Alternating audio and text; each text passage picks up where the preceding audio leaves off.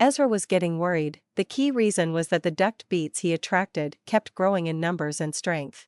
With his current strength, he really could handle them, but what if a horde of 1,000 feet beasts came? Each one of them would be akin to a formation establishment stage expert.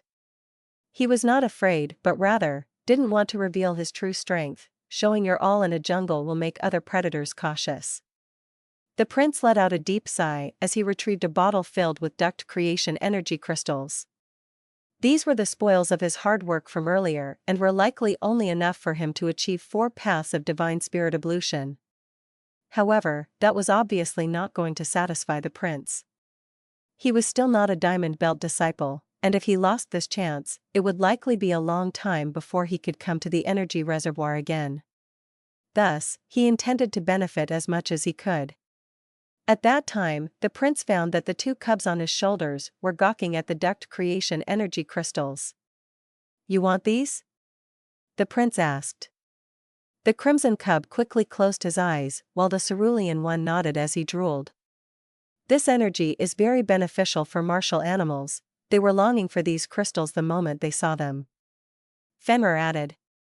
"How do you know that?" "They didn't say anything," asked Ezra in curiosity. Even after forming the contract, he couldn't understand the hidden meaning behind these 2 cubs' silence.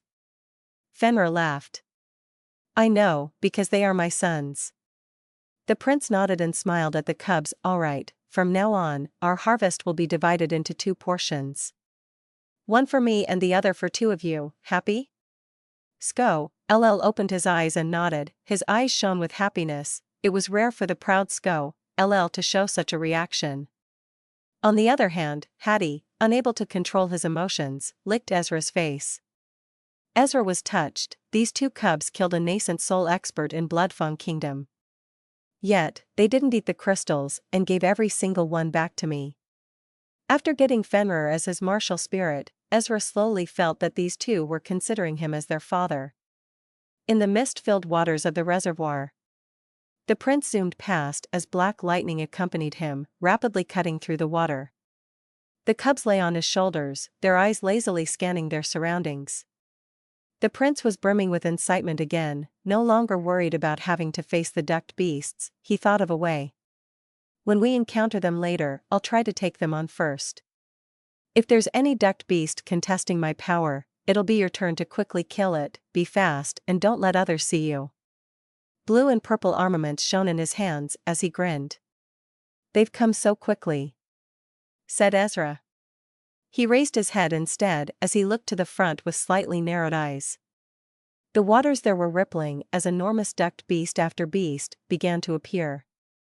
Their translucent eyes were overflowing with greed and desire. Bubbles rose from the mouths of the ducked beasts. In the next instant, the reservoir waters were ripped apart as their titanic bodies madly charged towards Ezra. Just a group of 200 feet ducked beasts. Ezra icily chuckled as black lightning flickered around his body and completely wrapped around him. Crackle. His figure also shot forward. Efsa and Dripa in his hand gave off a murderous aura. Connected with Gleipnit, they acted like dangerous whips, one sharp and the other poisonous. Slash, patta. The water rippled violently, blown away by the powerful force as space was created. The prince charged into the herd of ducked beasts. His attacks were deadly and powerful, and every swing of his weapon slashed a beast.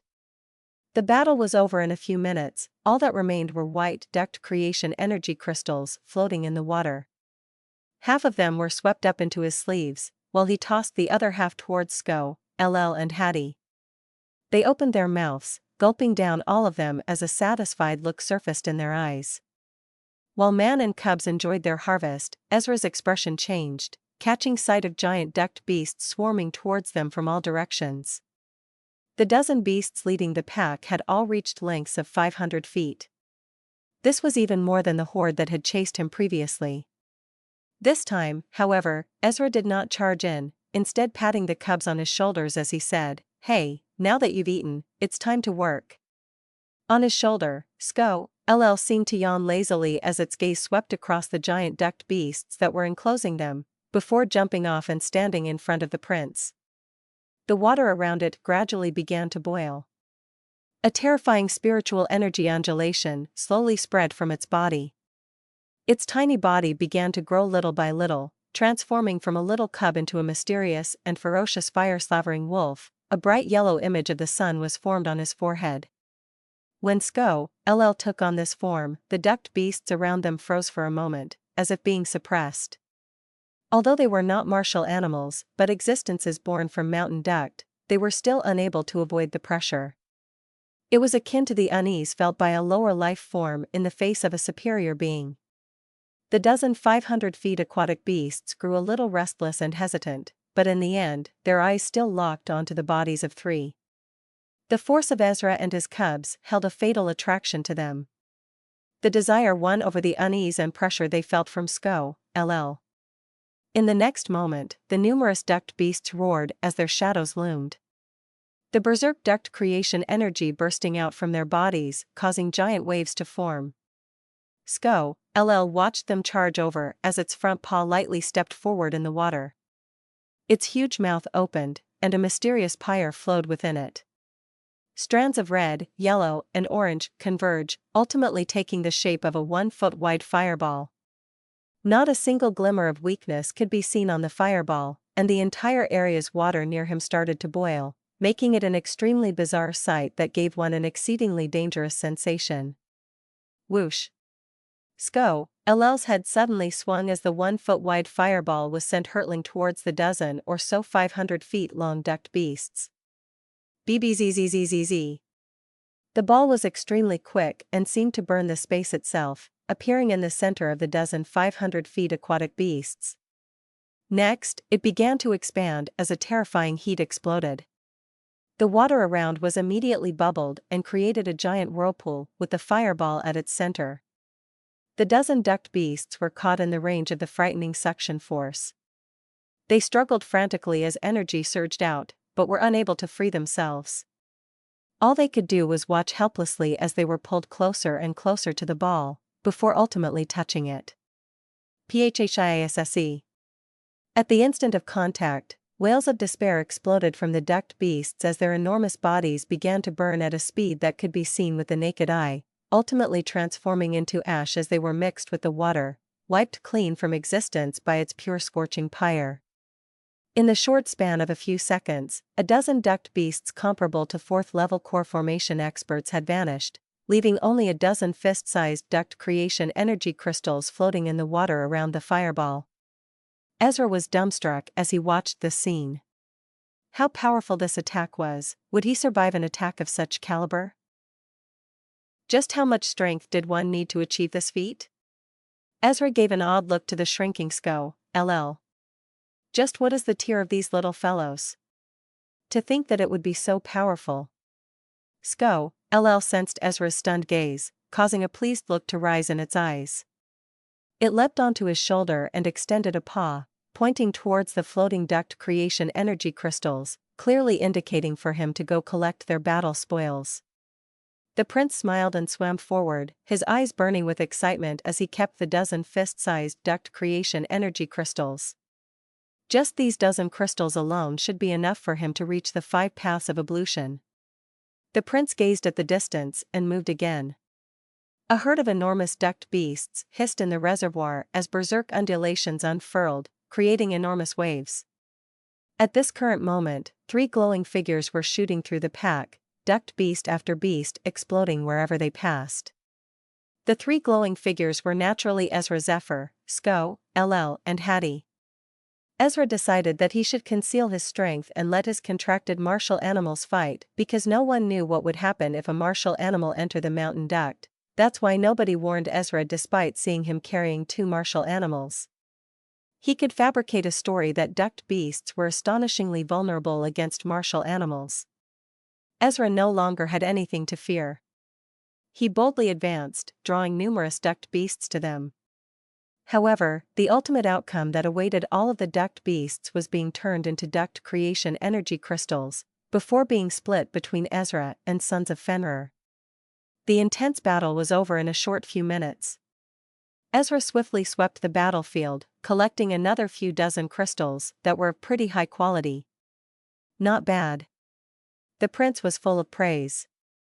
He already had more than enough crystals to achieve 6 paths of ablution, but it was still not sufficient to reach 7 paths.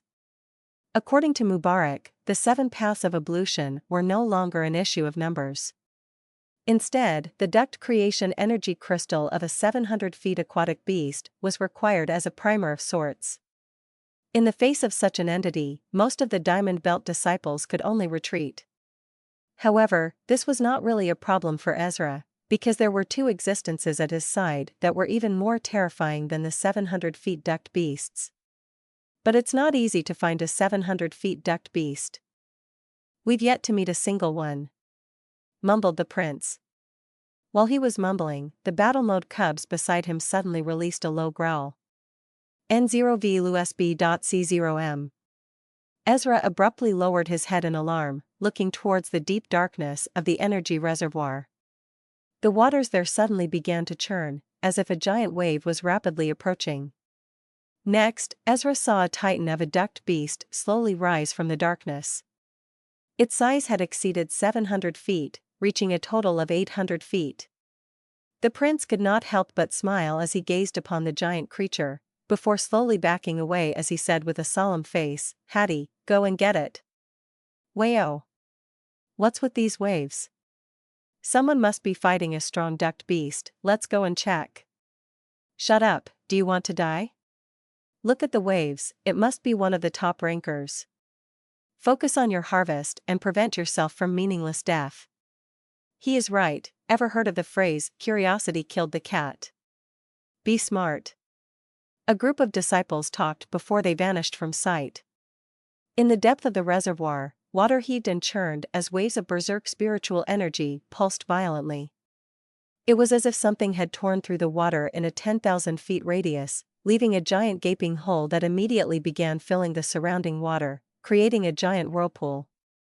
Ezra Zephyr stood far away, watching the imminent battle with interest. It was going to be a clash between Hattie and the 800 feet aquatic beast. But it was not a battle, to be more precise. Hattie was simply playing with an 800 feet duct beast. Normally speaking, a duct beast that had reached such lengths would be an object of extreme terror to even 7th level core formation disciples that were basically qualified to contest for outer mountain ranking. However, a duct beast with such strength was currently in an exceedingly sorry state, because it had encountered an existence even more terrifying than itself today. Hattie was nowhere near as big as the 800 feet beast, but the duct beast was thoroughly suppressed at every clash, barely able to put up any resistance. Moreover, it was obvious that Hattie was toying with it. "Hurry up, Hattie! TSK." Ezra clicked his tongue. The outcome of the fight was already clear from the get-go. He knew that Hattie was just enjoying his prey, a common play of top predators. A certain location in the energy reservoir. Several towering mountains partitioned the surface of the reservoir, creating a lush valley. Near the top of the valley, a bamboo house was barely discernible through the mists. Ella Abella stood on a cliff nearby, her gaze somewhat cold as she peered into the distance. It should be about time for Wilson and Govern to find the 1,000 feet duct beast. "Those 2 bastards," mumbled Ella to herself. "Senior sister Ella, are you really not going to contest for the 1,000 feet duct beast?" Behind her were several pretty female disciples who were also from the Colleen Evil Peak. This district belonged to Ella Abella, and other disciples could only enter with her permission. Some of the female disciples were quite close to Ella and had obviously found out about the matter regarding Wilson's sallow and Govern's cooperation from her. Ella's pretty face was calm as she replied, "Since I can't win, why should I force myself?" If there was only Wilson, she would at least be able to put up a fight, but when Govern was added in, there was really nothing she could achieve. As such, there was no need to be stubborn. Though she was admittedly still a little unwilling to accept this outcome. "Govern is so loathsome, we never had any quarrel with him," remarked one of the female disciples. "A loss is a loss. It just means that I was not as prepared as Wilson Sallow."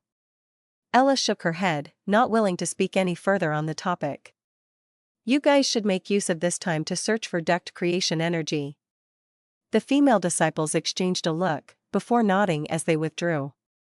Now that it was peaceful again, Ella lifted her head and sighed.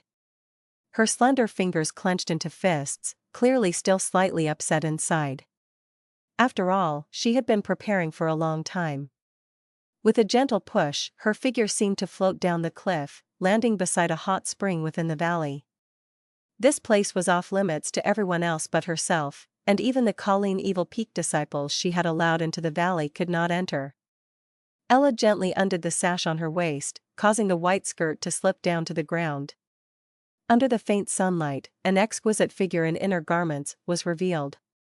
A neck as slender as a swan leads to a set of elegant collarbones and two towering soft mounds.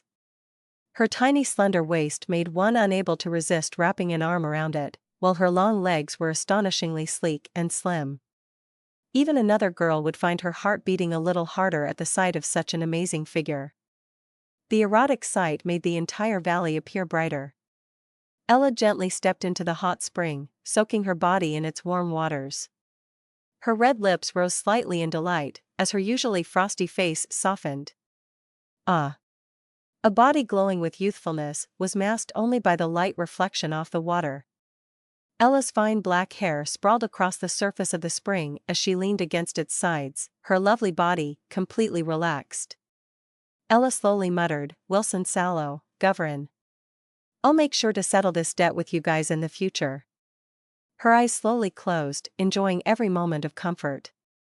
The valley was exceptionally silent and peaceful, with only the sound of the flowing breeze to be heard.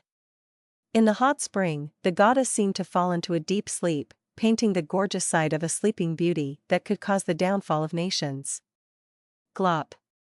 The silence lasted for a long time until a certain moment came where the surface of the spring seemed to ripple for an instant. Ella's long eyelashes trembled faintly as she somewhat lazily opened her eyes. Likely because she had just woken up, her response was much slower than usual as she dazedly stared at the ripples in the water in front of her.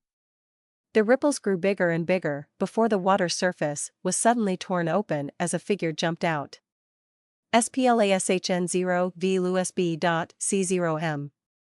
God damn it. I'm out at least. A voice sounded as the figure wiped away the water on its face, before beginning to scan its surroundings, while two little cubs lazily lay on its shoulder.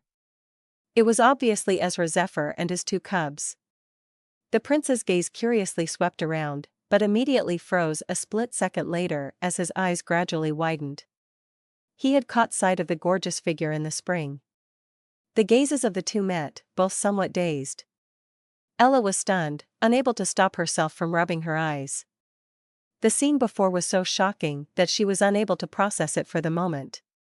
It was also at this moment that Ezra saw her beautiful face, his eyes widened as a name appeared on his lips: Ella Abella.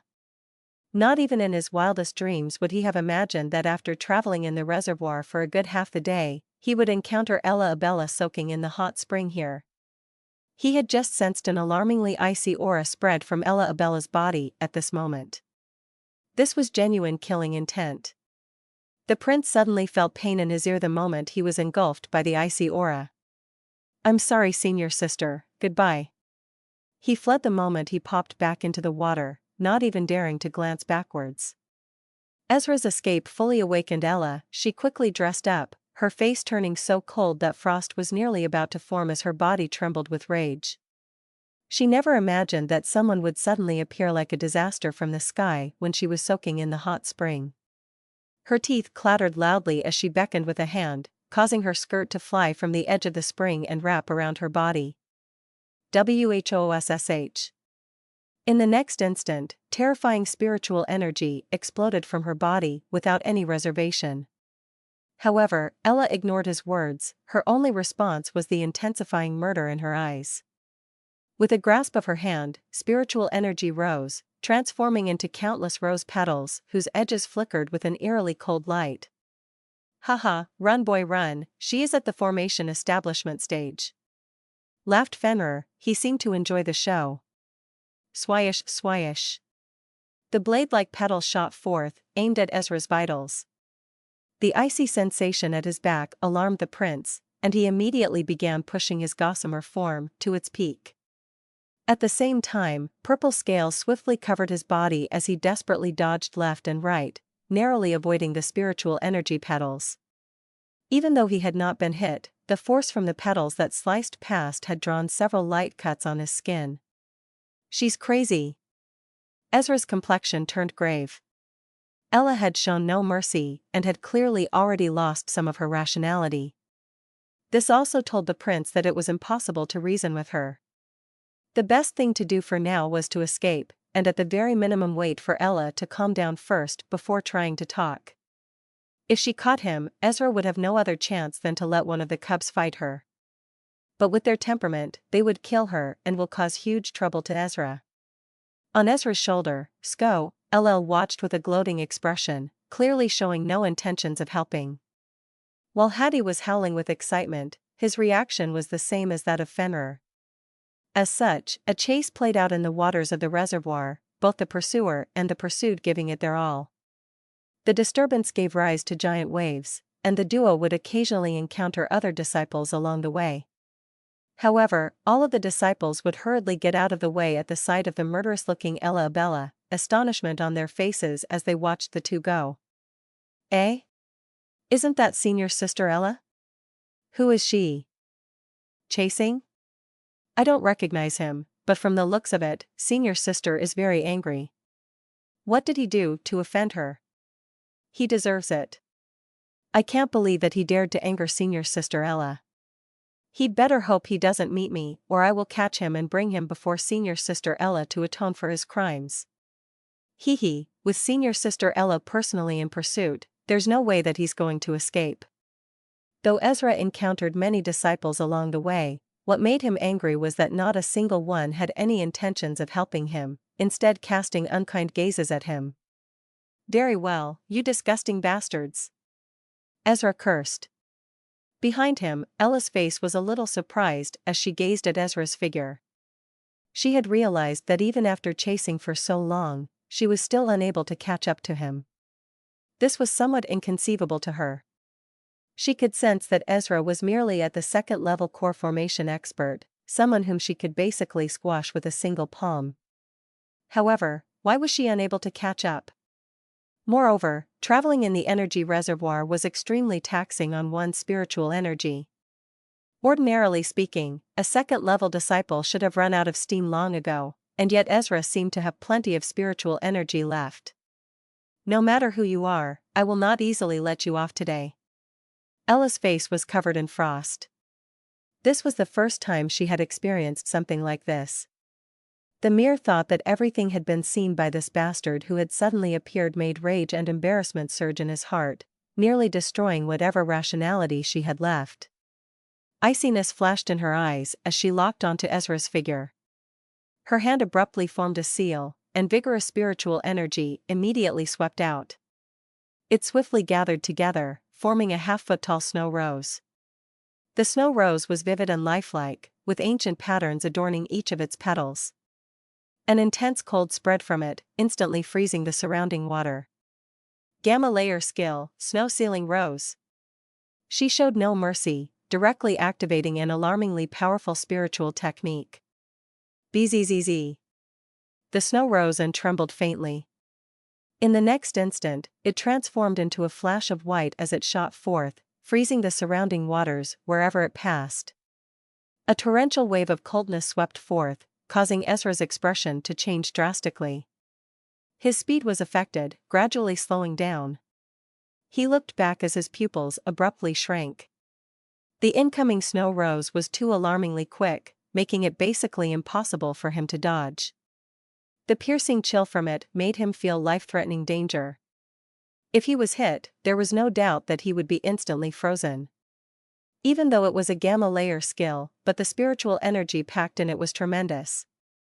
Soon, they arrived at a lonely valley. Ella was still surprised how a mere core formation expert could be this fast.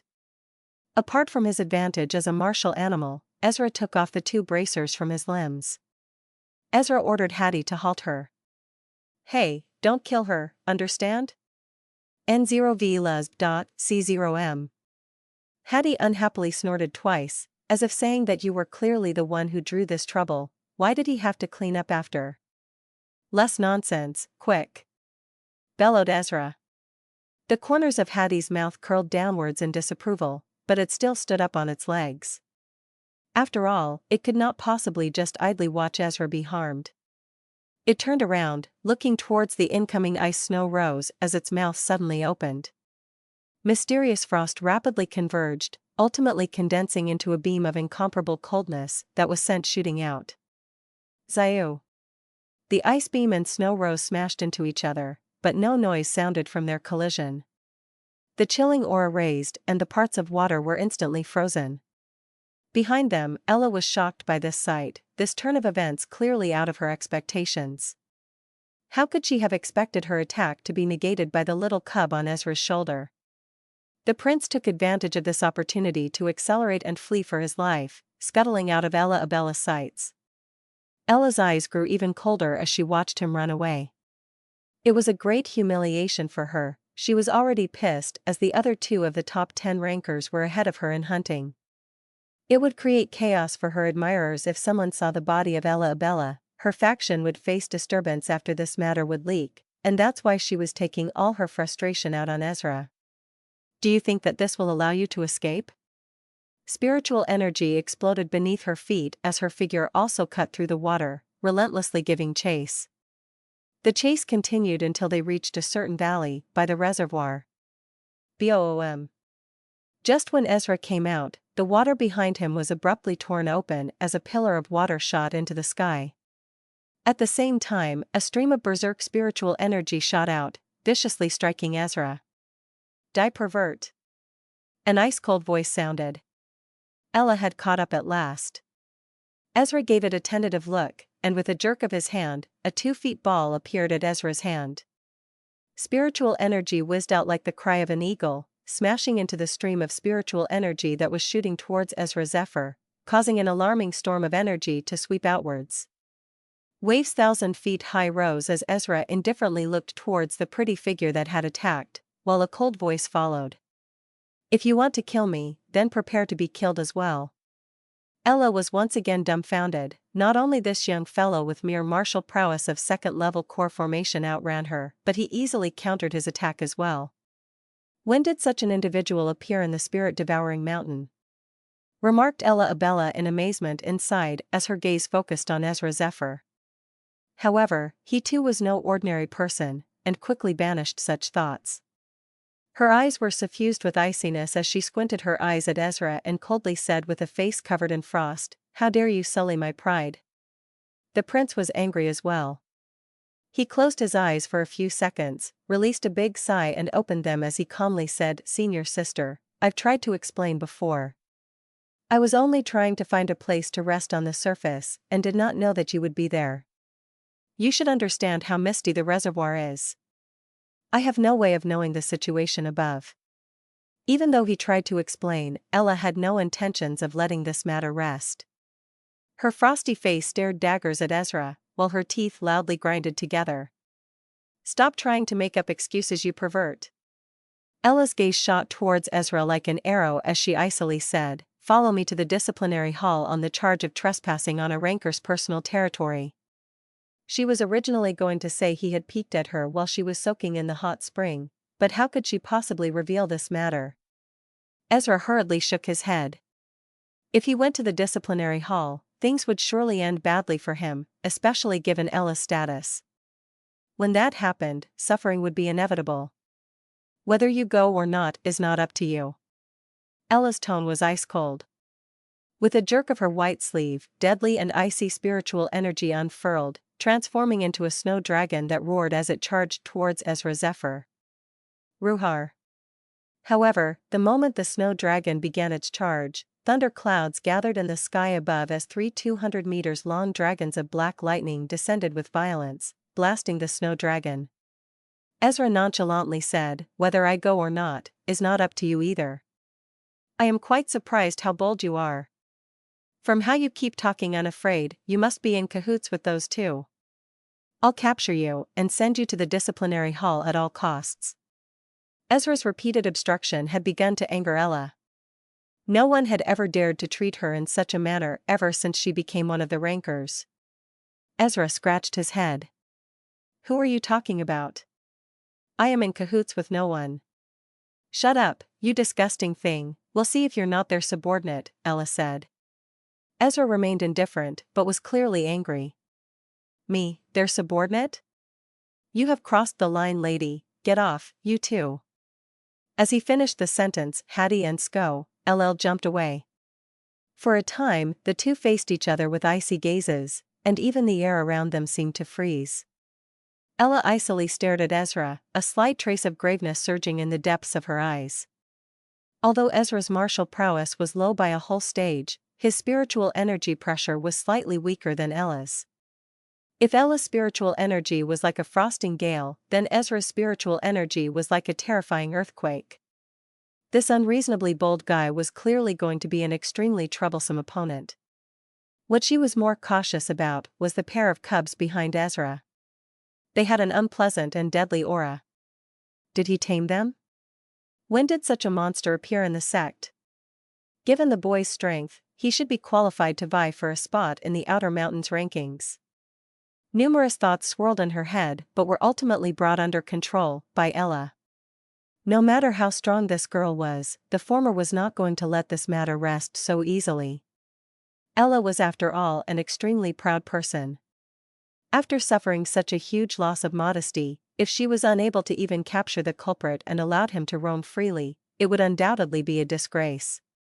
Therefore, she needed to capture Ezra no matter the cost.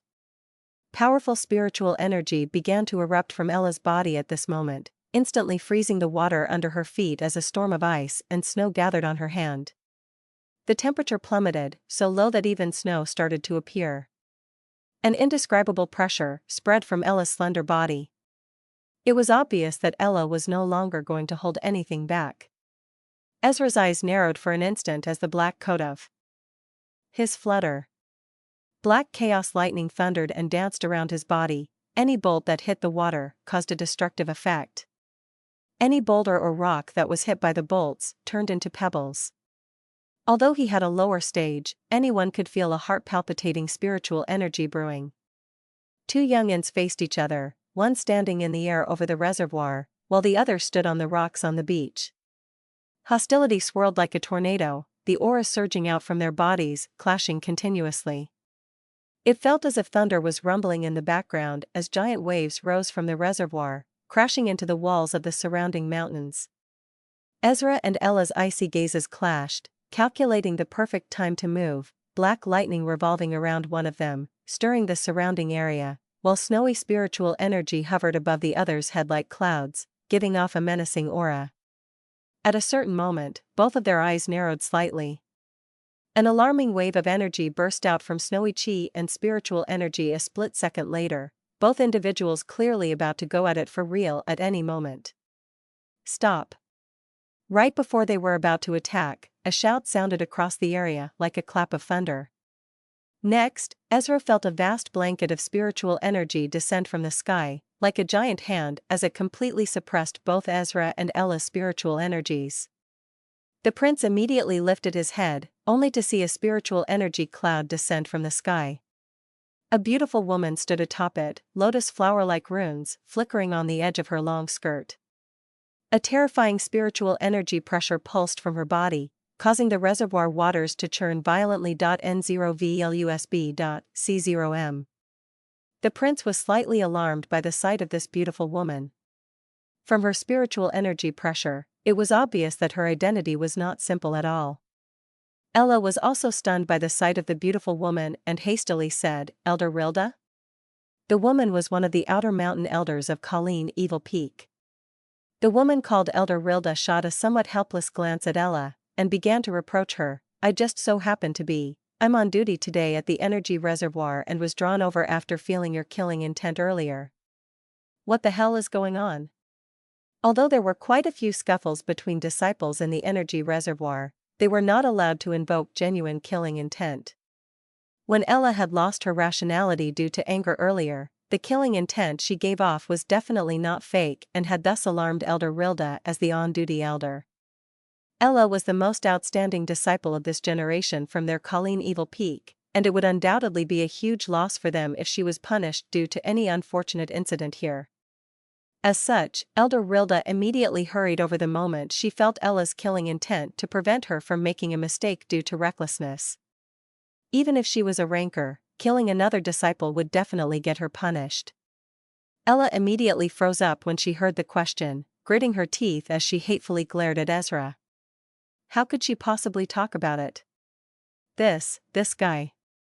She pointed at the prince as she stammered for practically half an hour, but was ultimately unable to say anything, only growing increasingly angry and embarrassed as she glared at him.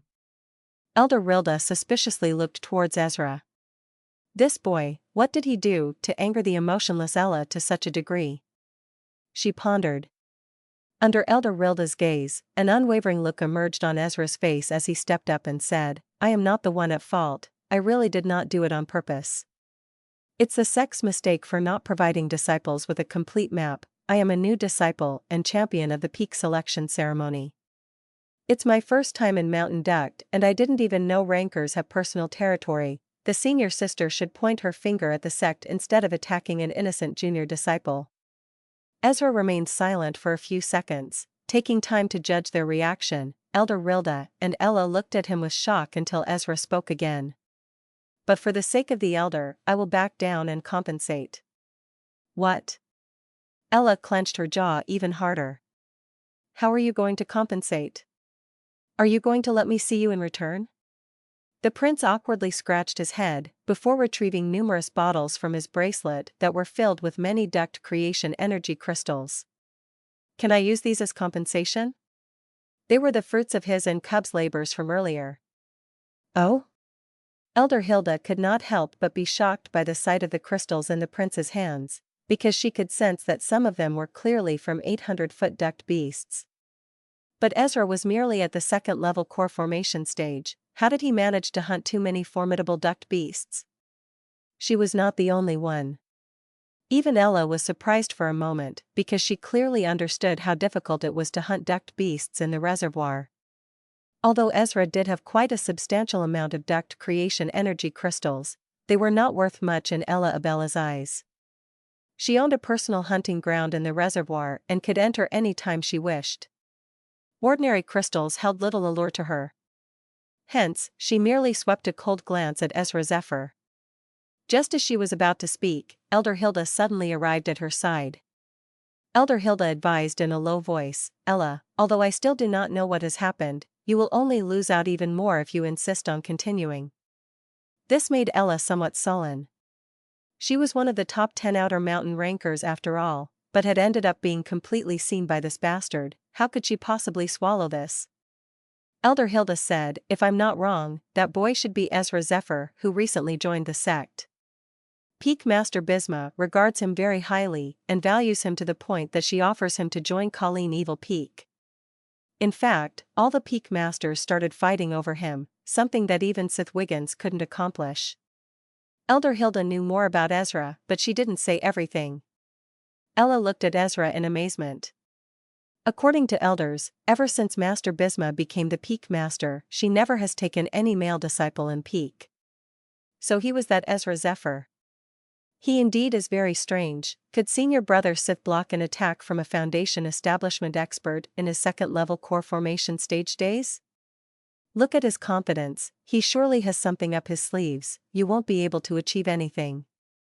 Ella gently bit into her red lips, somewhat unwilling to accept this. However, she had to admit that Ezra was very strong, and would surely have a place amongst the top 20 rankers if he wanted.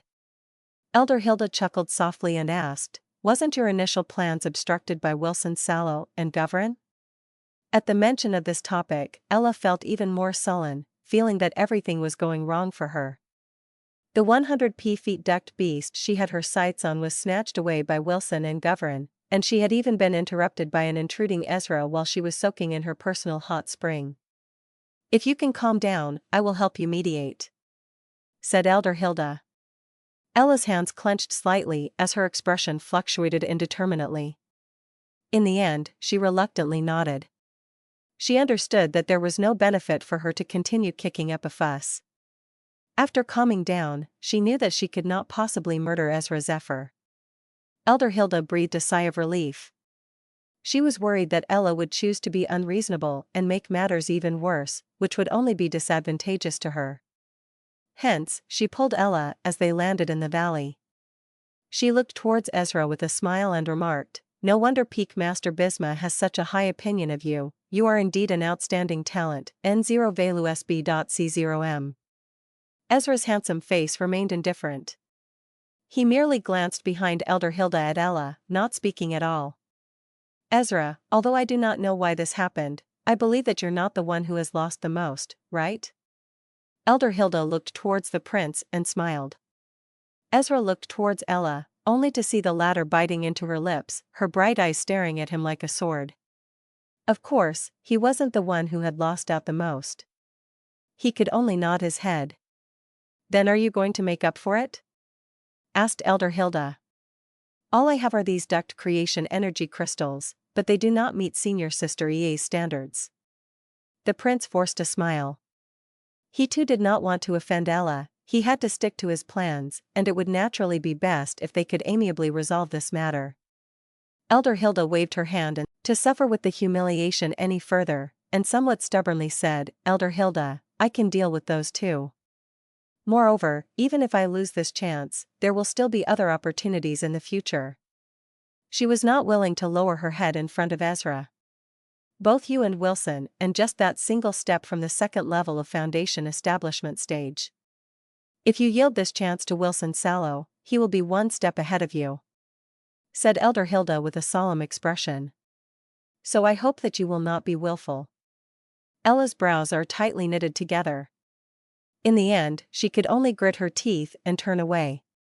Elder Hilda turned towards Ezra with a friendly expression and said, "I hope that you can give me face and resolve the conflict you have with Ella while taking this opportunity to turn an enemy into a friend."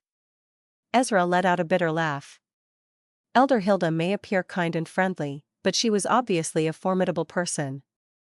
If they were to reject, based on Elder Hilda's words, they would be disrespecting her as an elder. Ezra fell silent for a brief moment. Her eyes seemed to swirl in thought as the corners of her mouth raised slightly. "I can help, but she has to ask herself." Ella Abella's eyes immediately widened, her full chest heaving slightly. In the end, Ella was unable to speak the words from her mouth, her gorgeously pretty face a blend of anger and shame. How could she not know that Ezra wanted to make her bow? However, given her unbending and stubborn character, it was obviously not going to be easy to make her submit. As Ella was about to break the deal, Elder Hilda could only step up and smooth things over. Upon seeing this, Ezra did not persist in her request, merely giving an alternate suggestion. "Since that is the case, I want half of that 1,000 feet duct beast's crystals, N0 Vel USB.C0M. Elder Hilda immediately had something to say about this. However, Ella Abella was faster. "Deal." She rather split the benefits than yield. In addition, she did not want to owe the prince anything. After all, Ezra caused this all mess by mistake, and owing him would be a shame for her. Hence, splitting half of the duct creation energy would be perfect, with everyone getting what they needed and no one owing anyone else anything. It would also prevent her from feeling indebted to Ezra when they met again.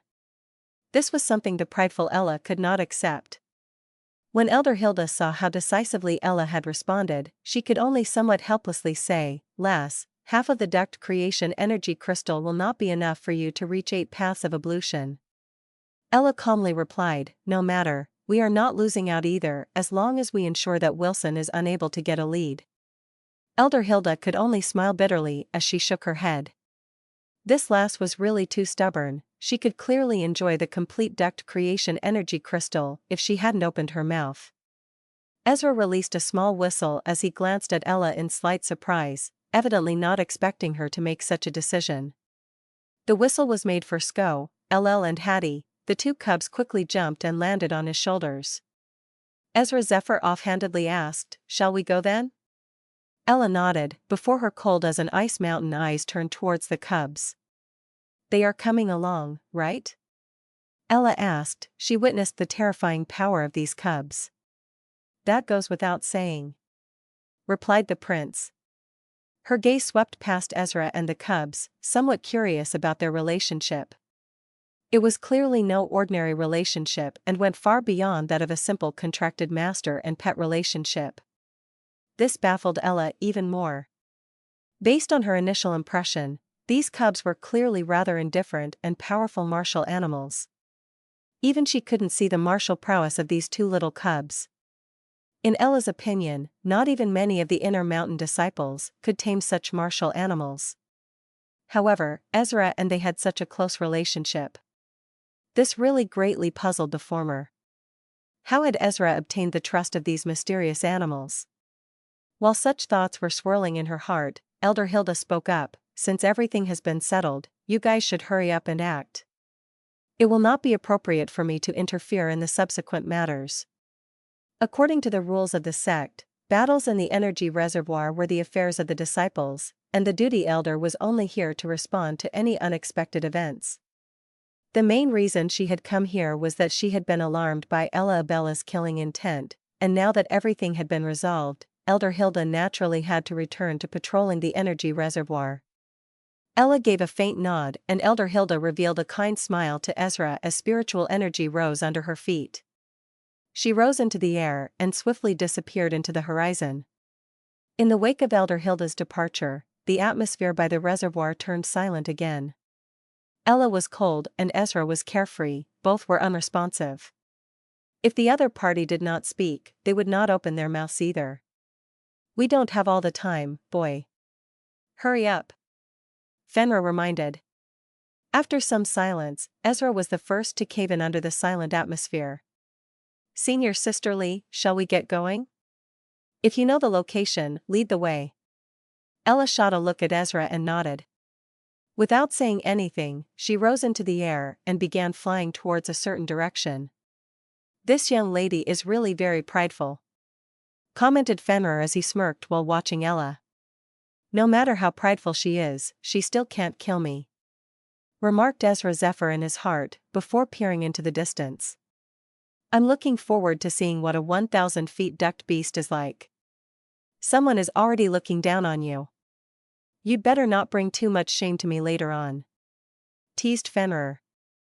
Ezra cussed as if he really did not mind at all. "It is indeed true that I cannot defeat her, a difference in the whole stage is not a joke. But, this won't be the issue in future." Towards the end, a certain arrogance was finally revealed in his voice. With regard to pride, Ezra did not have less than others. However, pride was pride after all, and he had to acknowledge reality. He knew that there was indeed a gap between him and the top 10 rankers for now, but he also believed in himself. It was only a matter of time for him to catch up to them, and he had many more ways to step on them. As long as he was given some time, he would show Ella that there was really nothing amazing about a ranker. "Are you planning on slowly making her take notice of you, and ultimately sway the tender heart of a maiden? She's the #1 beauty of the spirit-devouring mountain's outer mountains." Fenrir grinned. Ezra smiled. "Well, she is above average." Ezra's foot pushed off the ground as black lightning thundered out as he moved into the sky, and swiftly began jumping in the direction Ella had taken earlier. The vast energy reservoir stretched out as far as the eye could see, the faint mist swirling in the area enough to make anyone become lost within it. At a certain location in the energy reservoir, a young man in black slowly walked on the surface of the water, his expression as calm as a deep pool. After a long time, his footsteps suddenly paused as he looked down at the bottomless depths below him. At a certain deep depth, he could just barely make out the silhouette of an enormous, slowly swimming shadow. "Have you finally appeared?" The young man in black was naturally the #3 amongst the top 10 rankers, Wilson Sallow. A flush of excitement surfaced in his black stone-like eyes as he gazed at the enormous black shadow in the depths of the reservoir. The black shadow was obviously the 1,000 feet ducked beast he yearned for even in his dreams. Wilson slowly squatted, closing his eyes as he reached into the ice-cold waters. Powerful spiritual energy surged out of his body without any reservation at this moment. Spiritual energy, tinged with black light, stealthily slipped into the water. The black light spiritual energy rapidly began to gather above the head of the enormous shadow, transforming into a black glowing spear. Extremely sharp spear-like energy began to converge on the sword. Swish. The spear descended, fast as lightning, as it thrust into the 1,000 feet ducked beast's body. Ruhar. A miserable cry exploded in the water, causing giant 1,000 feet high waves to rise. Though it had suddenly been attacked, the ducked beast did not retaliate, but instead hurriedly fled with a swish of its tail, shooting away like a bolt of thunder at a speed no one could hope to match. The most troublesome part of hunting ducked beasts in the energy reservoir was finding them and chasing them down. Ducked beasts were adept at hiding in the reservoir, making them extremely difficult to discover, and it was also nearly impossible to catch up to them if they chose to run. Wilson's black stone-like eyes were akin to the edge of a blade, easily piercing through the waters and locking onto the giant escaping figure. He did not panic at all and merely sent out a thought. Bzzz. A black glowing spear began to form again in the direction the 1,000 feet aquatic beast was swimming in, pulsing with peerless spiritual energy. The ducked beast hurriedly changed directions the moment it felt the spear-like chi. This repeated itself several times as the mindless ducked beast unknowingly began fleeing in the direction Wilson Sallow was directing it in. Wilson walked across the waves, his steps slow and unhurried, but his figure was akin to a phantom, appearing 100 feet away in a few seconds. N0VLUSB.C0M. This chase lasted for only a brief period. A sharp look suddenly appeared in Wilson Sallow's eyes as he shouted, "Govern, close the net." In the water some distance to the front, Gavri hovered on his spiritual energy. His gaze fell upon the enormous black shadow that was rapidly approaching, and suddenly flung open his spacious sleeves with a shout, "Boundary, rise!" Shoo shoo shoo. The instant his shout was heard, the water within a 10,000 feet radius suddenly began to boil. Countless spiritual energy rays of light shot out from the water, swiftly connecting to each other as if forming a giant net of light. Countless imprints seemed to flow along the net, continuously absorbing the surrounding spiritual energy. Dham. The enormous 1,000 feet ducked beast arrived, its giant body powerfully slamming into the net, causing it to stretch at an alarming angle. However, the glowing net was extremely tough, ultimately neutralizing the force as it sent the 1,000 feet ducked beast catapulting backwards. The net slowly began to close, like a boundary that had completely trapped the ducked beast, cutting off all means of escape. Success! Govern landed on the surface of the reservoir with a faint smile. This big guy can't escape anymore. Wilson gently rubbed his hands together and praised, as expected of the former disciple of alchemic Rune Peak, such mastery of imprints is truly unmatched. Leave the killing of the ducked beast to me. A slight smile was revealed on Wilson's face as he peered into the deep reservoir waters where the 1,000 feet ducked beast was struggling desperately. In his eyes, there was no hope for a trapped ducked beast. Its crystal was his. Whoosh. However, just as Wilson was about to enter the waters to slay the 1,000 feet ducked beast, the mist in the vicinity suddenly swirled as a wave of frosty spiritual energy suddenly swept over. Its temperature was so low that even the surface of the sea was frozen over. The wave of frost headed straight for Wilson Sallow. The sudden attack made him frown as he fiercely swung his sleeve. Boom. Spear-like spiritual energy poured out of his sleeve, directly shredding apart the water in front of him. The wave of frosty spiritual energy was also torn to pieces. Wilson gazed at the mist and slowly said, "Ella, you already know that you can't succeed, why must you still put up this useless struggle?" The mist gradually dissipated as a slender figure walked over to the water. The graceful figure naturally belonged to Ella Abella. She chillingly stared at Wilson Sallow and flatly said, "It is not so easy to make me give up." Govern also helplessly shook his head and said, "Why must you do this, senior sister Ella? You have no chance at all." "I disagree." Iciness flitted across Ella's eyes as boundless spiritual energy soared out from the top of her head. The temperature began to plummet as frost that could be seen with the naked eyes spread from under her feet. Wilson merely chuckled softly and said, "Govern, I'll have to trouble you to deal with her." Govern sighed helplessly as his arms extended from his wide sleeves and slowly met in front of him. In the next instant, a low shout rang out, "Fifth circle spell, water law.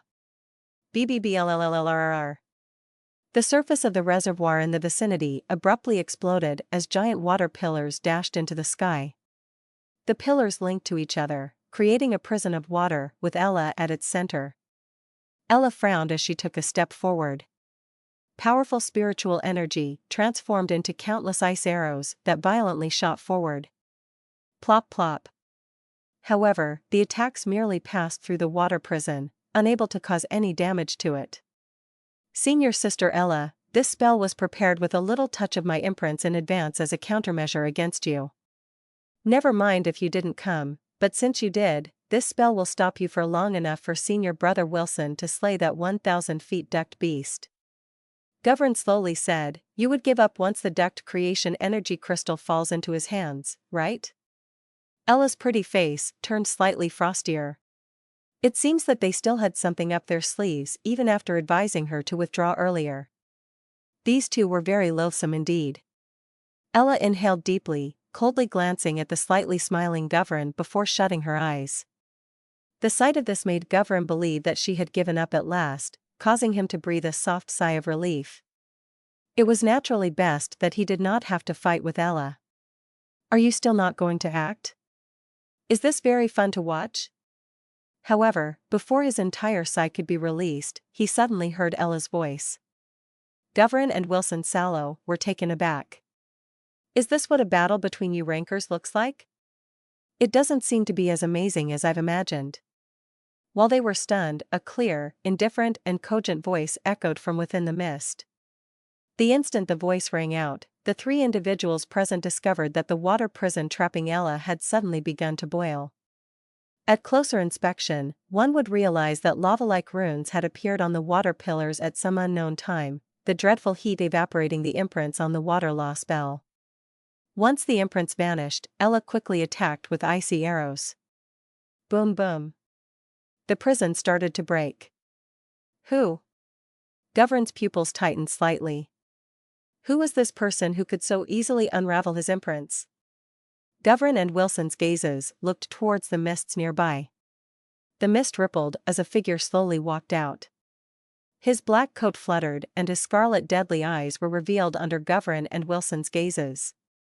He gazed at puzzled Govern and Wilson as he indifferently said, "Alchemic Rune Peak, Ezra Zephyr." "Alchemic Rune Peak, Ezra Zephyr?" Wilson and Govern stared in confusion at Ezra's figure. The former's brows were furrowed. He had clearly never heard of such an individual. Moreover, Alchemic Rune Peak? Wasn't that the peak that had practically hit rock bottom? When did such an amazing person appear from there? N0V Lusbda, C0M. In contrast with Wilson's bewilderment, Govern's eyes flickered as a look of understanding flashed in his eyes. Govern's wide sleeves fluttered in the wind as he looked towards the prince and slowly said, "So you were the Ezra Zephyr who caused a ruckus in the peak selection ceremony. You made peak masters fight for you. Even Master Bismo wanted to have you in her Colleen Evil Peak." Amazement flitted across Wilson Sallow's black stone-like eyes when he heard this. He recalled vaguely hearing about this matter before but did not put much thought into it. But from the looks of it, it seemed to be true. To think that the young man before them, whose looks and presence were not the least bit inferior to them, possessed a talent that amazed even Master Bisma. Wilson grimaced. If this was true, things were going to be a little troublesome today. The other members of the top 10 rankers were either out on missions or in closed cultivation, leaving only the three of them free to participate in the current divine spirit ablution. Hence he had collaborated with Govern to stop Ella Abella. However, he never expected that even without the other rankers, Ella was still somehow able to find a seemingly equally troublesome helper. From how Ezra had broken the rune boundary on the spell that Govern had spent so long preparing, his knowledge of imprints was clearly in no way inferior to rankers like them. Wilson looked at Ezra and suddenly chuckled as a warm smile appeared on his sharp and handsome face. "Junior brother, this matter is between us and junior sister Ella, and there is no need for you to interfere. If junior sister Ella has promised you anything, we can also come to an agreement." One had to admit that Wilson was indeed a charming individual. He was not only handsome but also had quite a presence. Thus, there were many female disciples in the sect that adored him greatly. If it was any other ordinary girl in Ella's place, it would be very difficult for them to resist his charms. Unfortunately, it was Ella he had encountered. In the face of his charming elegance, not even the slightest change appeared on the latter's beautiful face. There was only indifference in Ella's eyes as she looked towards Wilson, and said in a calm and clear voice, "Don't waste your breath. If you want this 1,000 feet ducked beast's ducked creation energy crystal, it would be best for you to go ahead and start the fight." Wilson ignored her and looked towards Ezra. "What do you say, junior brother Ezra?" The prince smiled. "I second her." Ezra's directness made the smile on Wilson's face turn slightly rigid, feeling a little awkward. Ella stepped forward at this moment, powerful spiritual energy hovering in the sky above her head like a giant storm of snow and ice. She coldly looked at Wilson and said, "Wilson, there's no need for you little tricks. You should just go ahead and show me how much your demon martial spirit has improved." Wilson frowned as he replied, "Ella, neither of us will benefit from fighting, and that ducked beast may even end up escaping. May I suggest giving in to me this one time, and I'll owe you a favor?" Ella chuckled coldly. "Why not you give in to me instead, and I'll owe you a favor?" While the two of them faced each other, neither willing to back down an inch, Ezra suddenly spoke up, "Relax, there is naturally someone who will be dealing with that 1,000 feet ducked beast." Wilson and Govern were slightly alarmed. Did Ella's group have another formidable helper? They pondered. Ella seemed to realize something, her pretty face immediately turning somewhat jolly. Ezra grinned and he said, "What nonpareil quadrupeds like you are doing in my coat? Wanna go and deal with that ducked beast?" Ezra grinned and he said, "What nonpareil quadrupeds like you are doing in my coat? Wanna go and deal with that ducked beast?" Wilson and Govern's sharp gazes were immediately cast over, with the intent of finding out who exactly it was. Did so many capable individuals really appear in the spirit-devouring mountain with nearly no one noticing? What they are doing in a coat? Numerous questions haunted the two rankers. Their gazes were aimed at Ezra. Soon from the collar of his coat, two cute creatures popped their heads. The moment they caught sight of them and felt the spiritual energy undulations from his body, the expressions on their faces could not help but turn rather rigid. "These little cubs?" Wilson and Govern exchanged a look, seeing the twitching corners of the other party's eyes. Such strength was basically the lowest tier existence in the outer mountains. Where had Ella found the courage to let these two cubs deal with a 1,000 feet ducked beast? Even though it had already been seriously injured by Wilson earlier, it was still not something cubs with tier 1 strength could face. The prince ignored their strange gazes, while the cubs yawned lazily on his shoulders. Ezra continued to ignore the rest as he said, "You guys shouldn't have a problem with the big fellow down there, right?" Sko, LL merely glared at him while Hattie smirked, showing his mighty white fangs as if they were saying, "Like hell we have." The prince nodded. Although it was a 1,000 feet ducked beast, its opponents were Sko, LL and Hattie. Any of them could kill it, let alone both of them. They were obviously going to be the main force, while he acted as support. Without further ado, the cubs jumped submerged into the water, slowly approaching the area where the ducked beast had been trapped. N0vlisp.c0m. Ella Abella immediately looked towards Ezra. "Govern is at the peak of the 7th level core formation stage, be careful." The prince chuckled. "Didn't you want to murder me earlier? Wouldn't it go along with your wishes if I die?" Ella froze momentarily, before gritting her teeth. "I will naturally find a chance to deal with you myself. There's no need for you to die before I kill you. Don't worry." Ezra could not be bothered to explain. While they were talking, Wilson and Govern watched in confusion as two cubs entered the water. They could not understand why Ezra would dare to let two cubs challenge the 1,000 feet ducked beast. This was no different from sending them to their death. Wilson's gaze flickered in thought. Regardless of whether it was Ezra Zephyr or those cubs, neither displayed much hesitation, especially the latter. There must be something strange about them. They cannot be allowed near the ducked beast. Wilson was prudent by nature and ultimately decided not to ignore Sko, LL and Hattie just because they were cubs. The former immediately waved his sleeve, causing a flash of black spear chi to soar into the sky and explode, resulting in a faint but piercing cry. He looked towards Ella with a faint smile. I've also instructed several Blood Slaughterer Peak disciples to station themselves nearby. Although they're useless against you, it is still better to be prepared just in case.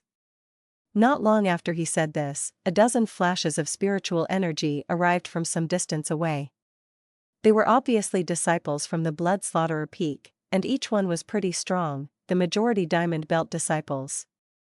Senior Brother Wilson. They greeted Wilson from far away. He nodded and pointed towards the water.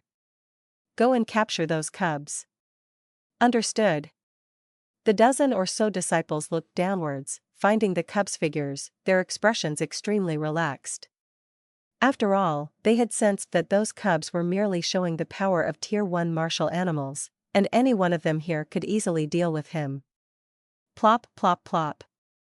A dozen figures shot forth at the same time, creating an encirclement that began to close around the cubs.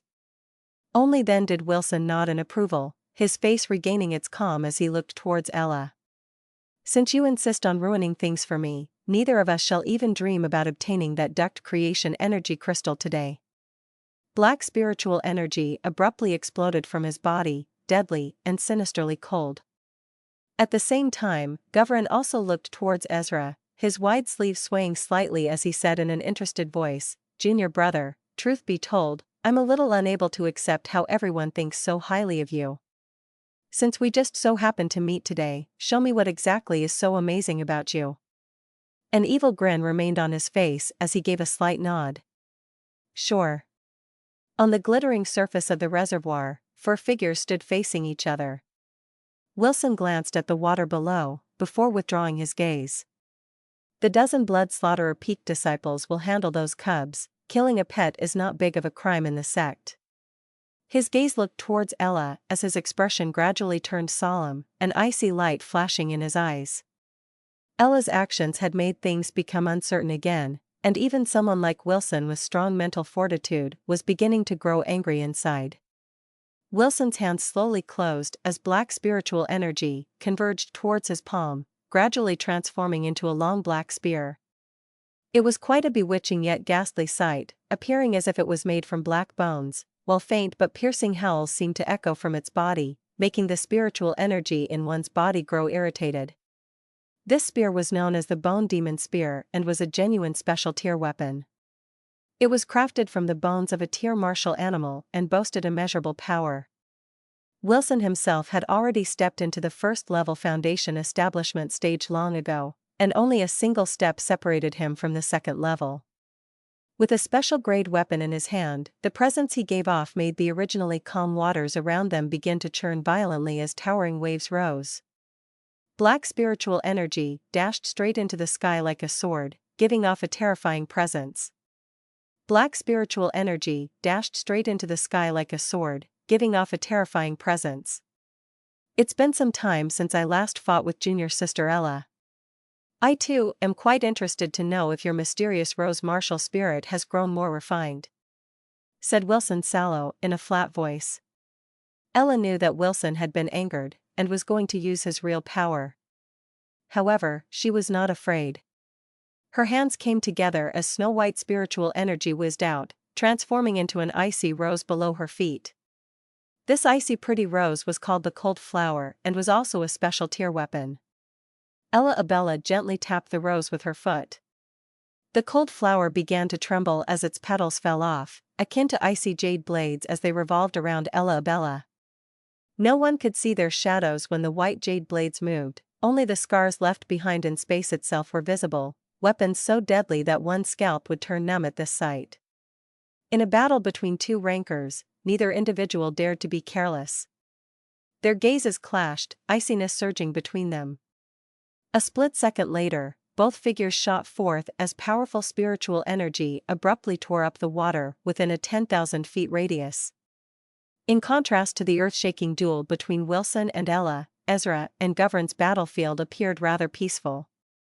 Neither party was fighting with martial energy, but their martial energy shuddered between their brows, emanating mental energy that likewise shook one to the very core. Guvrin had a brush in his hand, it was striped black and white. A faint smile appeared on his handsome face as he gazed at Ezra Zephyr. He suddenly jerked his wrist, the tip of the brush lightning quick as it danced through the air. Grade 4 Spiritual Rune, Flame Dragon Wheel. A complicated rune emerged the moment his brush descended, causing the surrounding spiritual energy to be sucked towards it. The temperature rapidly rose as a 12 feet wide wheel of fire was created at the center of the rune. Atop the wheel was a flame dragon that let out a low hiss. The water beneath their feet began to bubble and boil. Go! Guvrin's sleeve swung confidently as the flame dragon wheel shot forward, ripping apart the surface of the water below as it made a beeline for Ezra at an alarming speed. Guvrin's astonishing proficiency in runes was immediately revealed the moment he attacked, a grade 4 spiritual rune drawn and completed in a brief period of 12 breaths. He was indeed worthy of being a ranker. Boom. However, when the flame dragon wheel was several dozen feet from Ezra, the surface of the water suddenly broke open as an enormous water dragon emerged. With a roar, it swallowed the flaming wheel in a single gulp. Grade 4 Spiritual Rune, Devouring Water Dragon. Ezra's nonchalant voice echoed as he moved a strange black brush in the air. Ploop. The water around Guvrin suddenly broke apart at this moment as 4 roaring water dragons emerged. They dashed towards him from 4 directions, their mouths opening wide as they ferociously attempted to take a bite out of him. Drawing 4 runes in an instant. Guvrin's pupils shrank slightly.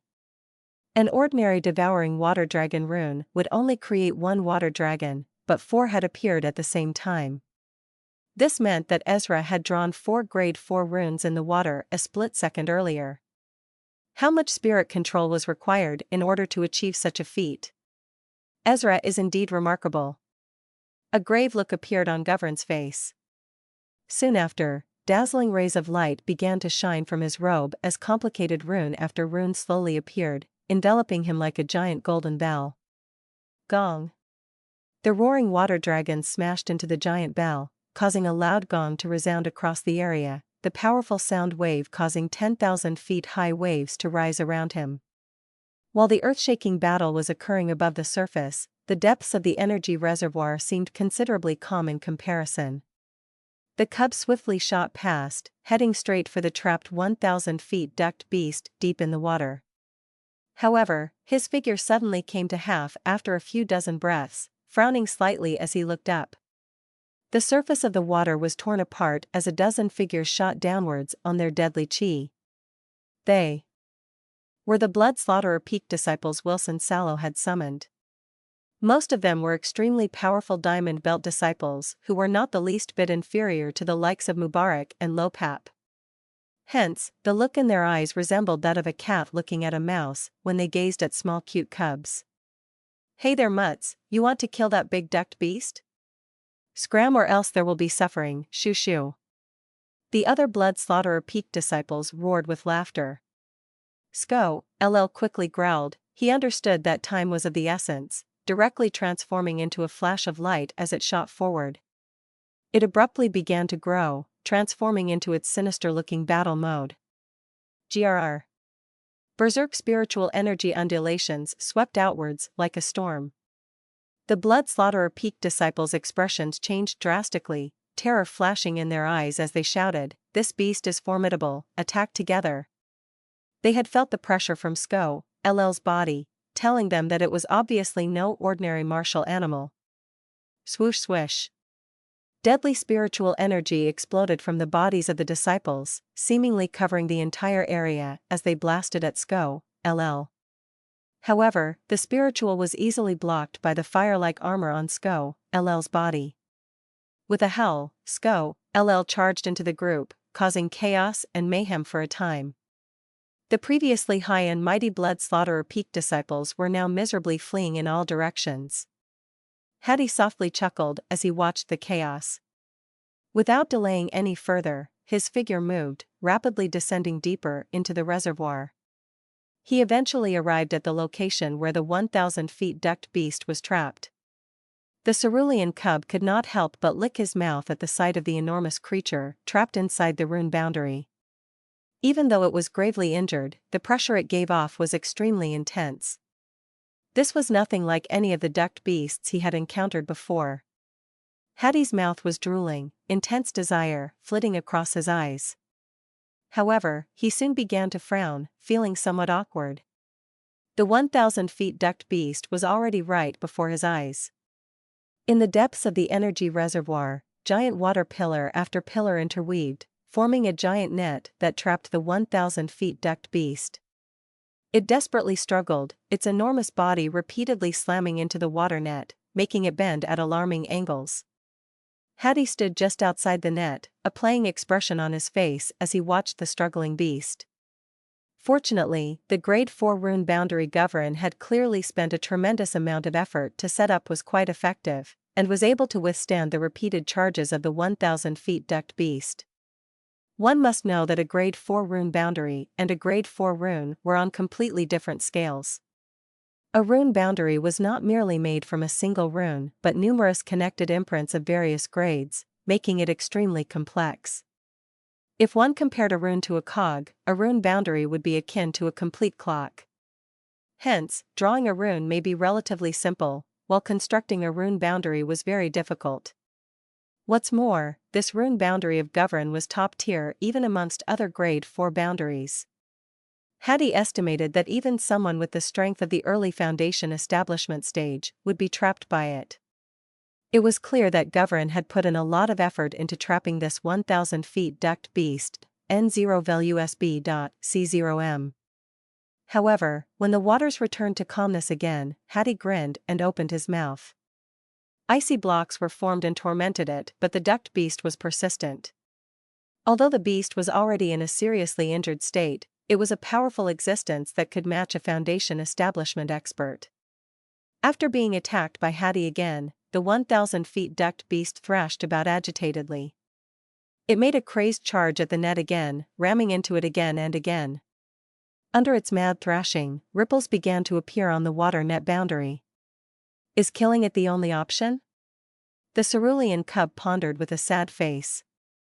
The 1,000 feet ducked beast had been gravely injured by Wilson earlier, decreasing its battle power to so low that the beast was not struggling at all. The wolf named Hattie only plays with the prey who struggle to survive, seeing that beast losing hope really made Hattie sad. Meanwhile, on the surface, Wilson stood atop the water as the black spear in his hand slashed downwards, creating 100 feet long black spiritual energy that blew away the rose-flower jade blades that were shooting towards him. Giant gaping wounds seemed to be torn open on the surface of the water, only gradually being filled up again after some time. Wilson was expressionless as he shot a look downwards and said with a grin, "Ella, the ducked beast is about to break free of the water net. That much you're counting on seems to be quite helpless." Ella frowned slightly. She had naturally also sensed the activity below, and Hattie did seem powerless from the looks of it. Disappointment flitted across her eyes, though it did not reveal itself on her face. Ella smiled faintly and said, "If the ducked beast is allowed to break free and escape into the depths of the reservoir, both of us will return empty-handed today. Junior sister Ella, if you can let me have it, I will remember this debt." His tone was filled with earnestness towards the end. However, Ella's face remained impassive, not moved at all by his proposal. It was obvious that his collaboration with Govern had already angered her. How could she possibly allow Wilson to get away with it so easily? She rather preferred that neither of them obtain it than let Wilson have his way. Ella glanced down as she gently bit into her red lips. Of course, she was still hoping for a miracle to happen deep in her heart. What if the cerulean cub discovered a way to deal with the 1,000 feet ducked beast? Wilson grew somewhat angry, due to Ella's lack of response. "It seems that you've not given up yet. Are you really placing your hopes into that useless mutt? That red one has only increased its size. I don't see any of these mutts capable enough to kill the beast." "Junior sister Ella, when did you become so naive?" Ella Abella ignored him, her powerful spiritual energy sweeping outwards as her attacks grew increasingly ferocious. boom. Just when all of the attention was focused away from the ducked beast, a huge blast occurred in the water. The intense battle on the surface of the reservoir quietly came to an end, and peace returned to the area. While Ella stared at the depths of the energy reservoir in disbelief, Wilson also seemed to sense something, and immediately cast his gaze downwards, before his pupils abruptly shrank. He too had seen the dazzling duct creation energy crystal. The sight of the crystal violently shook the heart of even someone like Wilson, as he could not help but say, "How is this possible? How had the 1,000 feet ducked beast suddenly died?"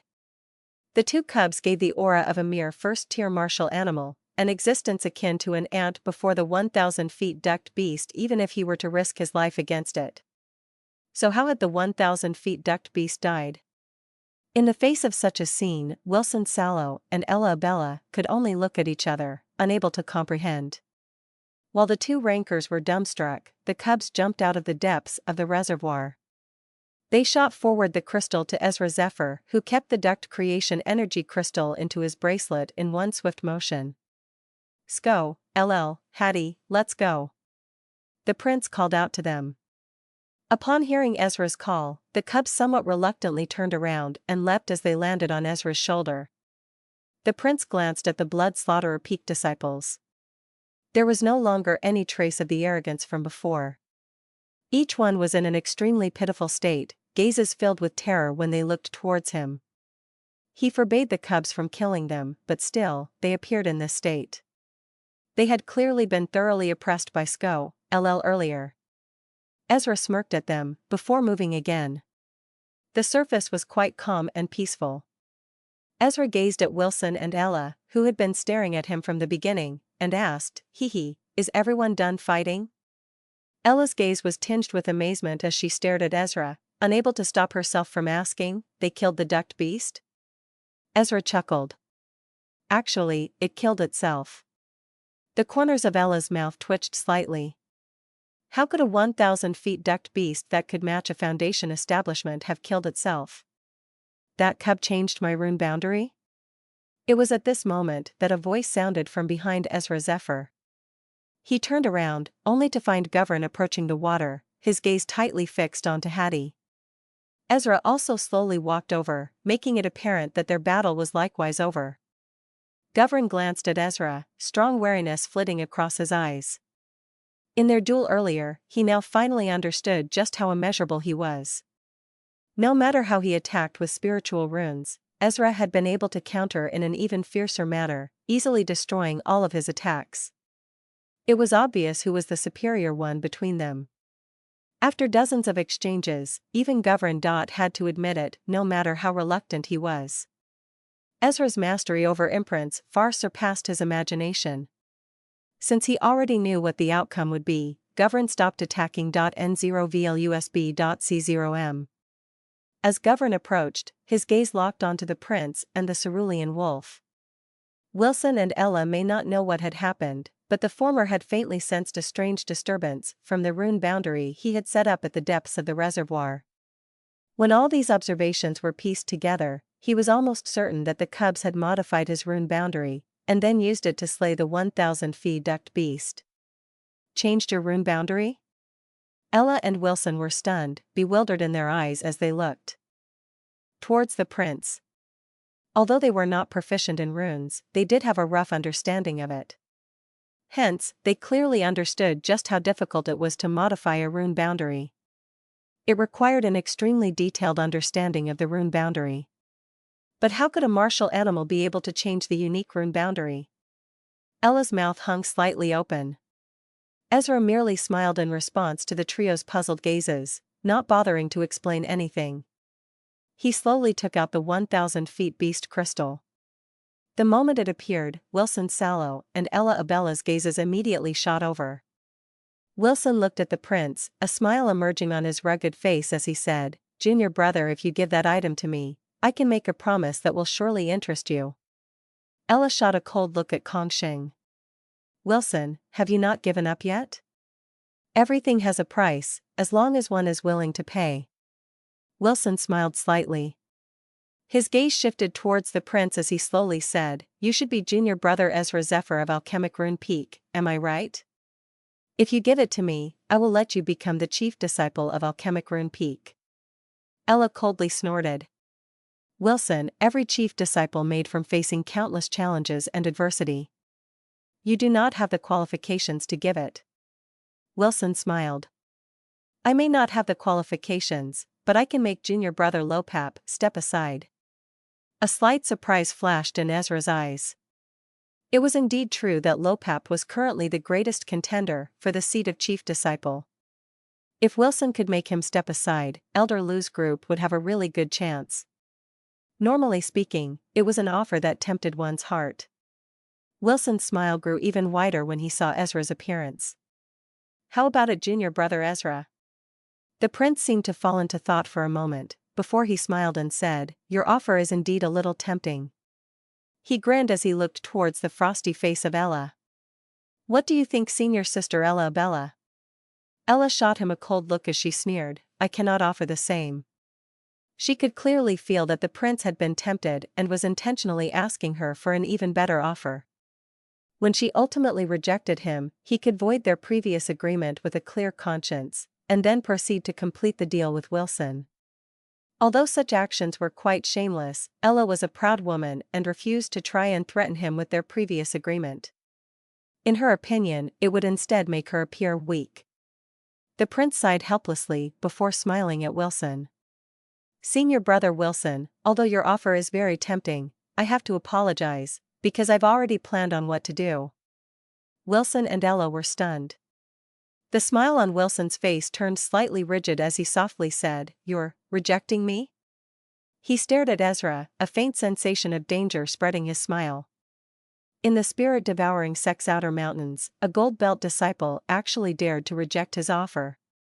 However, the prince seemed to be unable to detect the dangerous sensation, merely smiling as he nodded with an apologetic face. "I'm really sorry. Won't give it some consideration?" Wilson smiled again, his black stone-like eyes narrowing slightly. The prince shook his head as if put in a difficult spot. "Heh." Wilson chuckled softly, shaking his finger twice at Ezra as he said, "You are quite interesting." "Ezra Zephyr, right?" Wilson deeply looked at the prince, the expression in his eyes unreadable. "I will make sure Lopap treat you well in Alchemic Rune Peak N0 Vluzbd, C0M. The prince chuckled. "I am from the alchemy faction, nothing to do with Lopap, who is in the imprint faction." "What?" Govern shouted. "What are you doing in the alchemy faction?" The prince looked at the elf ranker and replied, "Because I am good in alchemy."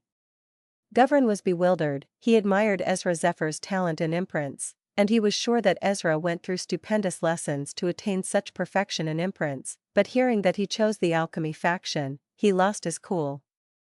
"Are you stupid, junior brother?" The prince calmly looked at him, but before he could speak, Wilson's voice resounded. "All right, I'll remember everything, junior brother Ezra." With a swish of his sleeve, he turned around and walked away on the water. Govern also shot another glance at the prince, clearly quite surprised and regretful. However, he did not say anything in the end. After cupping his fists together towards Ella Abella, he also left. On the surface of the reservoir, Ezra Zephyr looked in the direction Wilson had left him. "I seem to have offended someone." Peace completely returned to the surface of the reservoir in the wake of Wilson and Govern's departure. Any signs of the earlier battle were also washed away by the water. The prince's eyes faintly flickered for a moment as he gazed at Wilson's back. Although the prince had not wanted things to become so sour between himself and the rankers so soon, things had not turned out as he planned. Moreover, Wilson may have appeared friendly when they talked earlier, but there was a faint trace of superiority in his voice. It was clear that Wilson Sallow looked down on Ezra Zephyr somewhat, and if not for the duct creation energy crystal, the former would not have lowered himself to speak to the latter.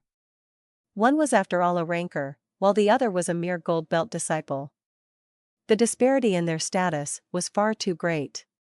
However, the prince merely laughed it off, not feeling humiliated by this treatment.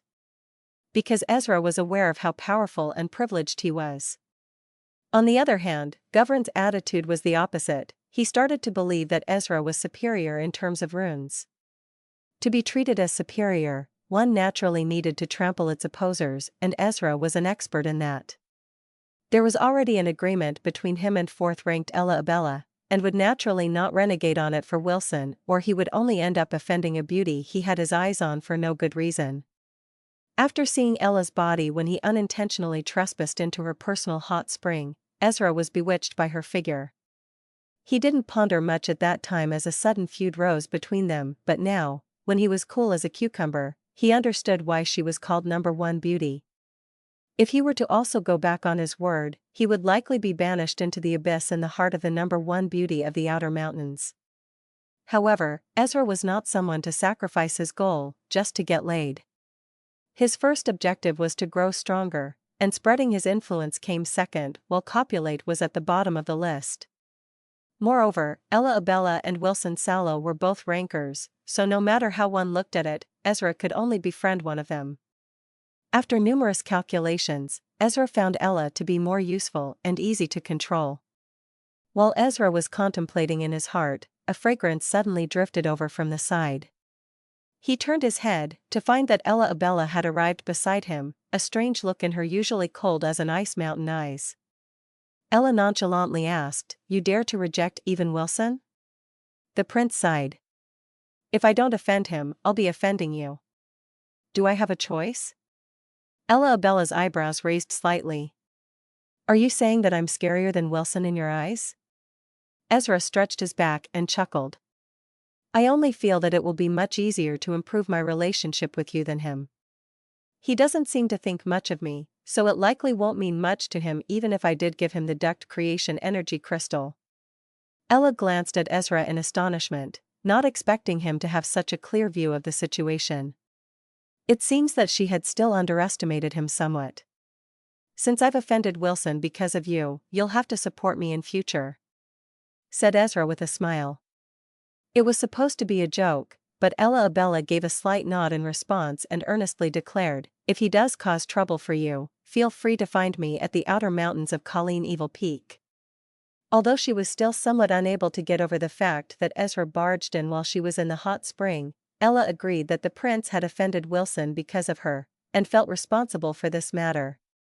Good," Ezra said within his heart, clearly not expecting such an earnest reply from Ella Abella.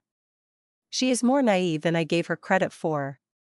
However, Ella's gaze quickly shifted towards Sko, LL and Hattie and said, "But I feel that with them at your side, Wilson will be pretty powerless to do anything to you." The prince smiled and threw the duct creation energy crystal to Ella. "By the way, Sko, LL and Hattie were not mentioned in the agreement, but we needed their help as well. How should we pay them?" The prince talked as if they were not his contracted martial animals, but independent martial masters. Ella hurriedly caught it, glaring at Ezra as she said, "According to our agreement, they too should get half of the crystal." As she spoke, she moved to cut it open. However, the prince waved his hand to stop her as he said, "The amount of duct creation energy I currently have is enough for me to achieve 7 paths of ablution. I believe you should be in the same situation, right?" Although Ella was aware that the prince had quite a number of duct creation energy crystals, she could not help but be somewhat shocked when she heard he could reach 7 paths of ablution. After all, she clearly understood just how difficult it was to gather these crystals. In the entire spirit-devouring mountain, only the top 10 rankers like her who owned territory in the energy reservoir would be able to achieve 7 paths of ablution. And yet, a mere gold belt disciple had also achieved this. Even if he had a helper at his side who did not lose to a ranker like SK, LL and Hattie, without his own personal territory, finding so many duct beasts in this vast reservoir was incredibly difficult. While confusion flashed in her head, Ella nodded. "Since both of us are already at the 7 paths of ablution, the 1,000-foot duct beast duct creation energy crystal will enable either one of us to reach the 8 paths of ablution. But if split, it will only be akin to a useless ornament that will result in neither of us reaching 8 paths," explained Ezra Zephyr with a smile. Ella naturally already understood this. Her eyes flowed in thought, not batting an eyelid as she secretly wondered if Ezra was trying to come up with some kind of excuse for him to take the entire crystal. What are your intentions, N0 Valus B.C0M? The prince chuckled. You can have the entire 1,000 feet ducked beast crystal. Surprised immediately appeared on Ella's face. Soon after, she warily stared at Ezra and asked, so generous? The crystal of a 1,000 feet ducked beast was something that even the top 10 rankers would fight over. Was Ezra Zephyr really willing to give it to her? Did he have some kind of ulterior motive? The prince could not help but laugh bitterly in response. Of course, I'm not giving it to you for free. My condition is that you permit us to enter your territory in the energy reservoir where I will find a second 1,000 feet ducked beast. When it's found, you will be responsible for protecting us from other disciples. It was said the ranker's territory was abundant with ducked beasts. Since the prince had the ability to search in the reservoir for prolonged periods, he could attempt to find second 1,000 feet ducked beast. In the energy reservoir, he had even more of an advantage than these rankers. Therefore, just because the rankers failed to find any, did not mean that he would not succeed. Ella's mouth opened slightly and closed in succession, clearly not expecting Ezra to propose such conditions. She was clearly the one who was taking advantage. 1,000 feet ducked beasts hide themselves in the deepest parts of the reservoir. If they were so easily found, Wilson would not have tried so hard to snatch it from me. That's not your problem. Ezra waved his hand. Will you accept my suggestion? The iciness in Ella's eyes had receded substantially. After a brief hesitation, she eventually gritted her teeth and said, "Deal. However, I dislike taking advantage of you. Even if you fail to find second 1,000 feet ducked beast, I will continue to help you search until we find one. Take it as repayment for your 1,000 feet ducked beast crystal." Ezra glanced at her, unable to stop himself from smirking. Although Ella was very cold and proud, she was too candid and credulous. All right then. Hence, he nodded with a grin. Ella breathed a small sigh of relief as her gaze swept across Ezra. This guy did not seem as loathsome as before. In addition, now that she had pretty much thrown away her prejudice, she was now seeing Ezra in a completely different light. The many things that happened today were enough proof that this new Outer Mountain disciple seemed to be pretty extraordinary. Whether it was countering Govern's rune and compressing him or the confidence to face Wilson Sallow without bowing. This guy. Ella pursed her lips slightly, some bewilderment in her eyes. Is he really able to find another 1,000 feet ducked beast? Time passed as Ella brought Ezra into her personal reservoir territory. The prince spent the subsequent days searching for any signs of a 1,000 feet ducked beast in the energy reservoir. However, there had been no results after several days. The 10-day limit was just around the corner, and if Ezra was still unable to find a 1,000 feet ducked beast, his ducked creation energy would be stuck at the 7 paths level. Although the 7 paths were already a dream for many disciples, with the exception of the 10 rankers, Ezra's ambitions were not so small. If not, he would not be working so hard to find a 1,000 feet ducked beast. Ella was looking at him from above when a disciple spoke to her. It's his choice. He bears the responsibility regardless of success or failure. Her voice was clear and pleasant to the ear.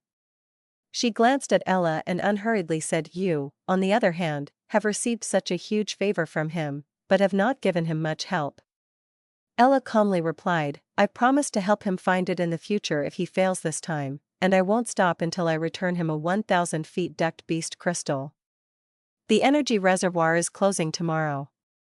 If I'm still unable to find a 1,000 feet ducked beast, I will be stuck with a 7 path of ablution." Ezra's gaze faintly flickered in thought as he continued to search in the reservoir.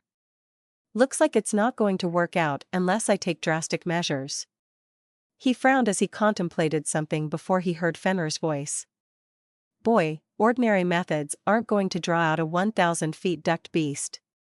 You take the role of bait, it would surely attract a tremendous number of ducked beasts. The prince nodded and explained the plan to SK, LL and Hattie. SKLL remained expressionless while Hattie snorted in a pleased manner, before slowly extending a paw, indicating a split of 8-2. It was asking for an 80% share of the duct creation energy crystals. The prince clenched his jaw as he glared at the exploitative little creature, but ultimately nodded his head in agreement. He no longer needed any ordinary crystals. Only a 1,000 feet duct beast crystal will work as a primer of sorts to raise him to the 8th path of ablution. After coming to an agreement, the prince crossed his legs and sat down in the water. With a deep breath, a resolved look flashed in his eyes as the chaos force in his core erupted without reservation at this moment as black and red terrifying bolts of lightning flickered. The waters churned violently as titanic translucent figures began to arrive from all over, swiftly enclosing around the area where Ezra was located. Their numbers were extremely astonishing. N0V-Lusby.C0M. The prince had been suppressing his spiritual energy in the reservoir ever since learning that it would attract duct beasts, to prevent drawing unnecessary attention. But now, he had no choice but to go all out in order to play his part as bait. However, it would put him in a perilous situation. He was not worried with SKLL and Hattie protecting him. For the sake of the 1,000 feet duct beast, he could only risk it on this gamble. The reservoir waters rippled as countless duct beasts surged towards him, giant eyes filled with greed and desire as they locked onto Ezra Zephyr and 2 cubs. Awoo! Hattie jumped off Ezra's shoulder as its body rapidly began to grow. It transformed into its imposing battle form as berserk icy spiritual energy swept outwards like a storm.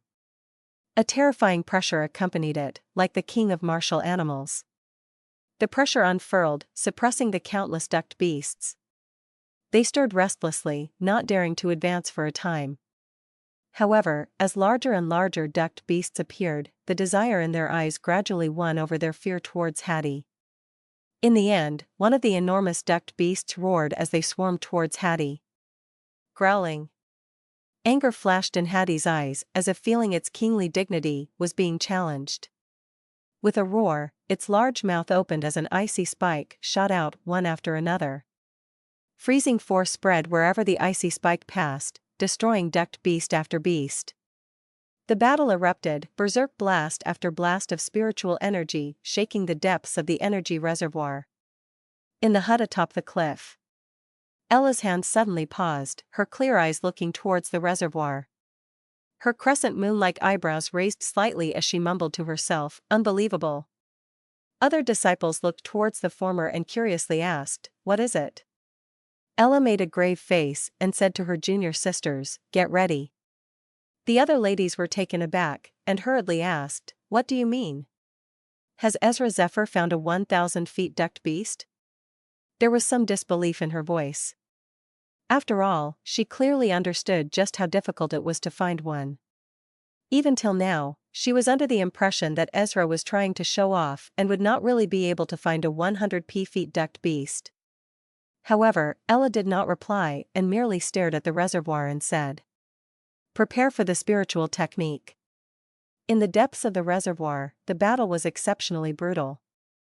Hattie and SKLL guarded the area within a few dozen feet of the prince, their bodies transforming into numerous afterimages as they tore through all of the duct beasts that entered this zone. As for the prince, he silently sat in the center of the battlefield without moving. Until a certain moment. He suddenly opened his eyes and looked towards a certain direction where 3 enormous objects were cutting through the water, their giant shadow looming as it rapidly approached. Ezra Zephyr's eyes widened. They were 1,000 feet duct beasts at full power, not 1 but 3. Ezra Zephyr immediately stood up and shouted, "SKLL, Hattie, we're leaving."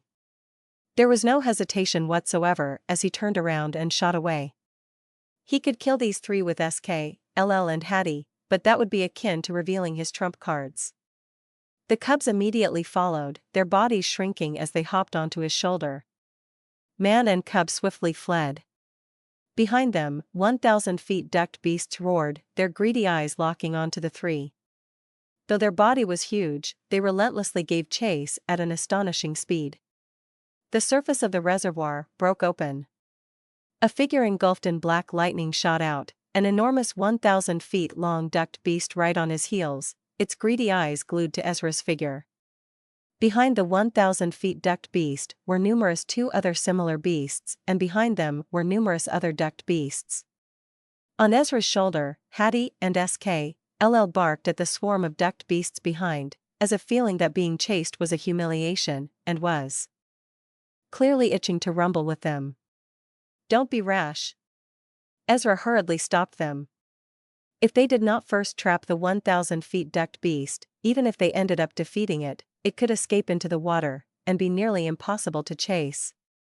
Although the cubs were somewhat unhappy that they had been stopped, they eventually quieted down.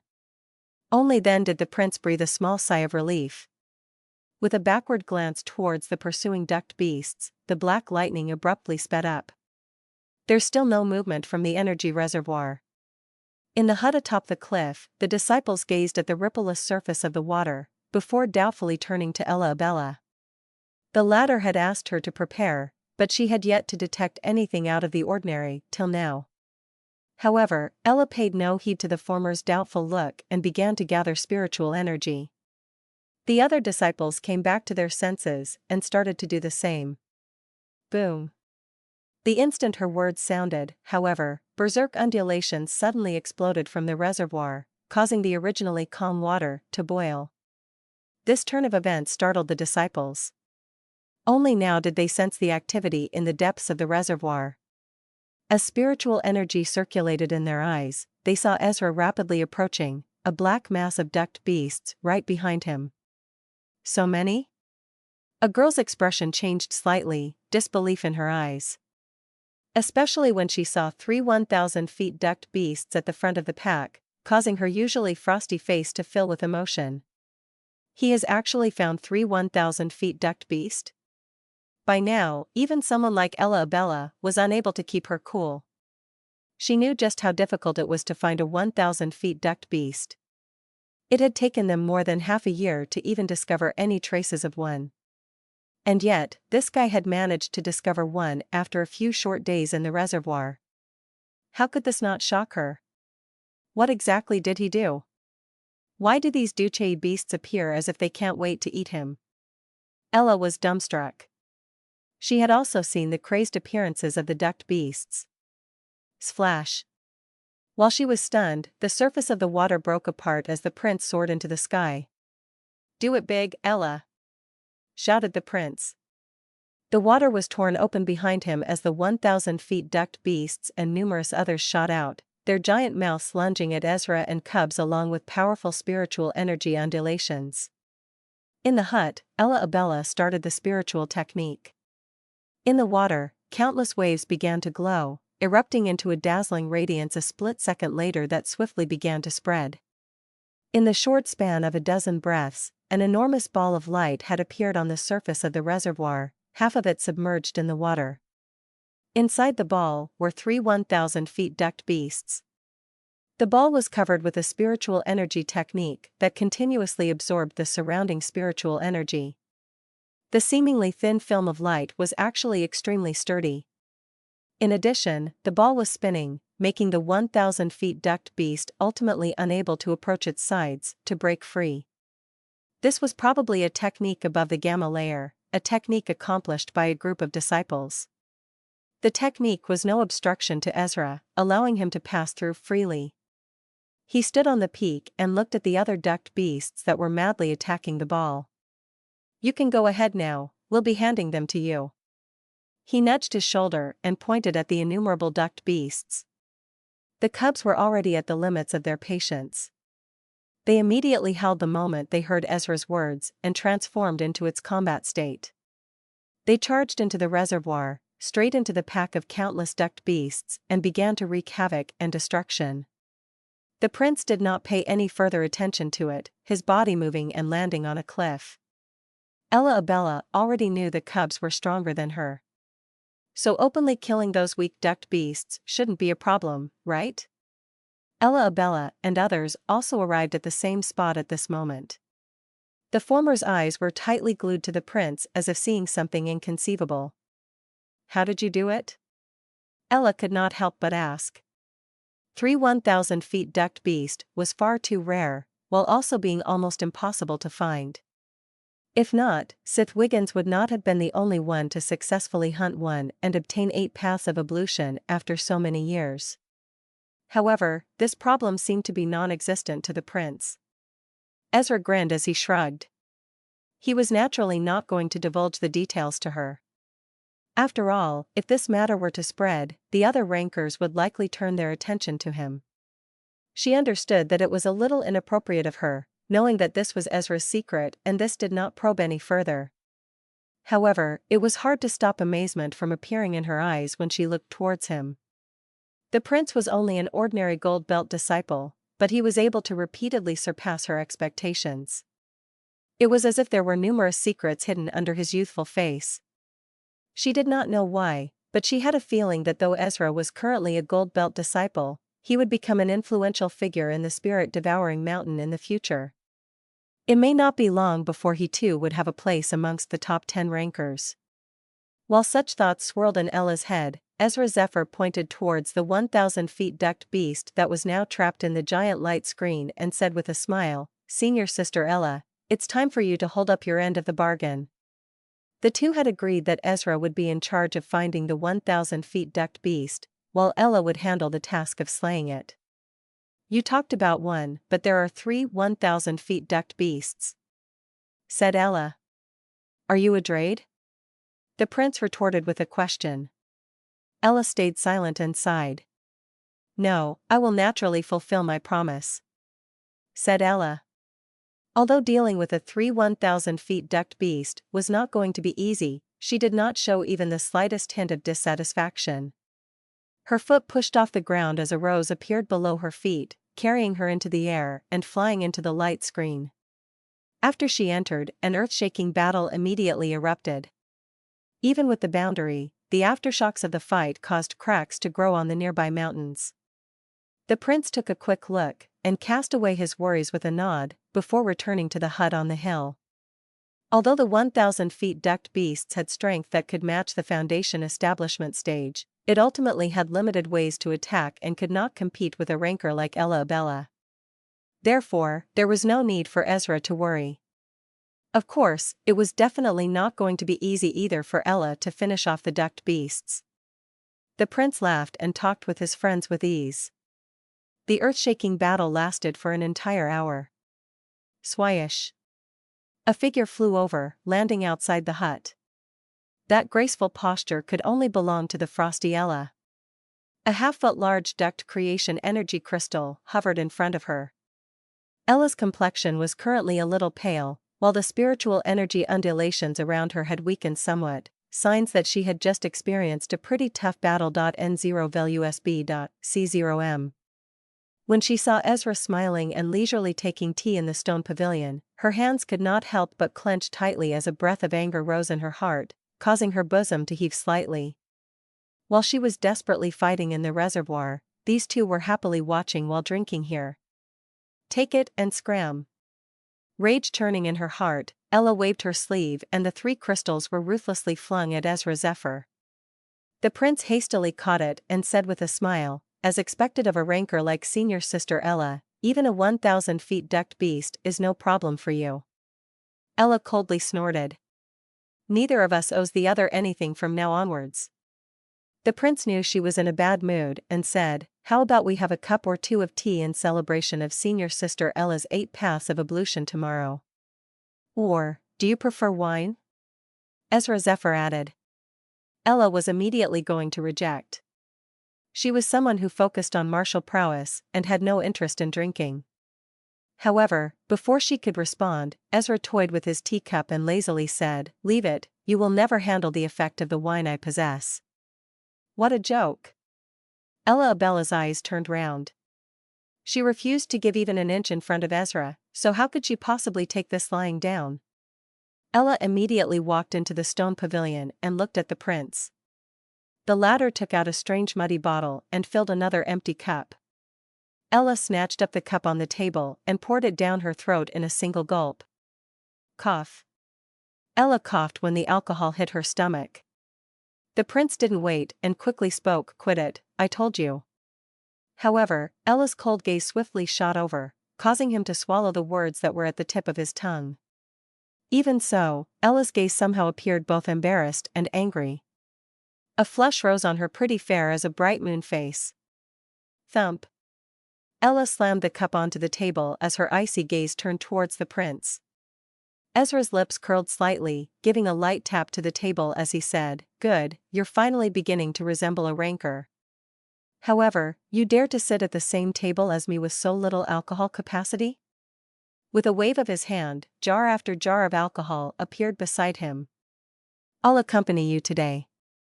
The sight of this caused Ella's face to turn white, but it was impossible to make her lower her head and admit defeat in front of the prince. The former gritted her teeth and said, "Do you think that I'll lose to you?" She grabbed one of the jars, breaking its seal as she heroically began to gulp it down. Ezra naturally also took one of the jars, fiercely raising his neck as he too began to chug it down. If a scene like this were to land in the eyes of the other disciples, their eyes would likely be shocked out of their sockets. Who could have imagined the normally cold as an ice mountain senior sister Ella to have such a side to her? After seeing Ella drunk, the prince shook his head, paying no more attention to the girl as he took a glimpse inside the bracelet. 3 different 1,000-foot duct creation energy crystals were finally in the bag. A smile grew from the corners of Ezra Zephyr's mouth as anticipation flooded his eyes. The energy reservoir will close tomorrow, and the divine spirit ablution will begin. The 8 paths of ablution, maybe 9 paths. Haha, I'm looking forward to it. The fiery red sun seemed to slowly rise from the surface of the reservoir. As its rays shined down, the mist covering the reservoir seemed to retreat slightly. Gong gong. The loud sound of a bell rang across the area, echoing in every corner of the energy reservoir. The entire reservoir seemed to come alive the instant it was heard, as countless glowing figures rose into the air and began leaving the reservoir. 10 days had passed. The disciples that had entered the energy reservoir to search for duct creation energy were naturally itching to leave and enjoy the effects of the divine spirit ablution. After all, their 10 days of hard work were all for this moment. In the stone pavilion, Ezra's scarlet eyes slowly cracked open, only to be greeted by the sight of 2 little figures lying on the left and right sides of the table. And in front of him was a sleeping lady. Her fine black hair hung from her head, the outline of her enchanting curves was visible by her clothes. Her face was like warm jade, and currently appeared slightly flushed due to drinking too much. The usual coldness and indifference were no longer present, making them appear extremely adorable. However, while Ezra was watching her with interest, Ella's eyes suddenly opened. The dazed look in the depths of her eyes lasted for several seconds, before she abruptly sat up straight, iciness returning to her eyes as she glared at the prince. "Haha, you're awake?" Ezra chuckled. "You were actually quite cute earlier, N0VLSB.C0M. The pretty face that had just regained its frosty look immediately blushed as Ella Abella sent a vicious glare at the prince. "If you dare to speak of what happened last night, I'll kill you." The prince smiled wickedly. She was acting as if they had done something unspeakable last night. Ella regained control of her feelings as she sent another vicious glare at Ezra. The former had no idea what kind of spell the latter had put her under. The slightest provocation would make her lose her usual cool and become hell-bent on finding out who was better. Spending the entire night drinking was something incomprehensible to the Ella Abella of the past. In comparison, Ezra was well aware. It was mainly because this girl was proud and cold, possessed both beauty and presence that far exceeded the ordinary, and was also rather strong-willed and competitive. Thus, she was willing to show any weakness in front of him, and Ezra had made use of this to achieve the desired effect whenever she provoked Ella. "You can leave the energy reservoir first." Ella rose to her feet, frowning when she realized she stank of alcohol, thoughts of taking a bath immediately rising within her. Just as she was about to leave, she took another look at Ezra Zephyr, the iciness in her eyes no longer present as she said, "It's mostly thanks to you this time." She was naturally referring to the duct creation energy crystal she had obtained. Without Ezra Zephyr's help, she would have returned empty-handed.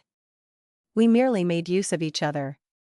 Without senior sister Ella, I would not have obtained these 3 1,000 feet ducked beast crystals either.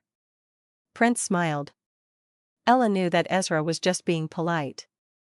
After all, he would also have been able to hunt those 1,000 feet ducked beast by borrowing those 2 cubs' power. The initial bias she had against him due to their initial misunderstanding had already faded substantially over the past few days. If she were to be honest, she could feel that Ezra was indeed different from the rest. You should not undervalue yourself. You're only a gold belt disciple, but you've managed to reach the 8 paths of ablution on your first time entering the energy reservoir. No one in this generation of the spirit-devouring mountain has even done so.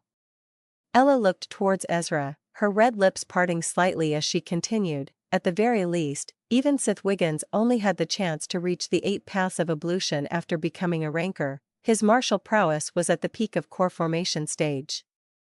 In this aspect, you've already far surpassed him. She turned around and left immediately before her last word faded. The prince gazed in surprise at her leaving figure, clearly not expecting such words of consolation and encouragement from her, especially given how cold and unapproachable she was. It seems that she has high hopes for you. To think that she's even used Sith Wiggins to compliment you, said Fenrir. Ezra was not surprised at Fenrir's mocking. Is he better than Carlo or, he asked. Fenrir became silent for a while before saying, Boy, you are boring as Gehenna.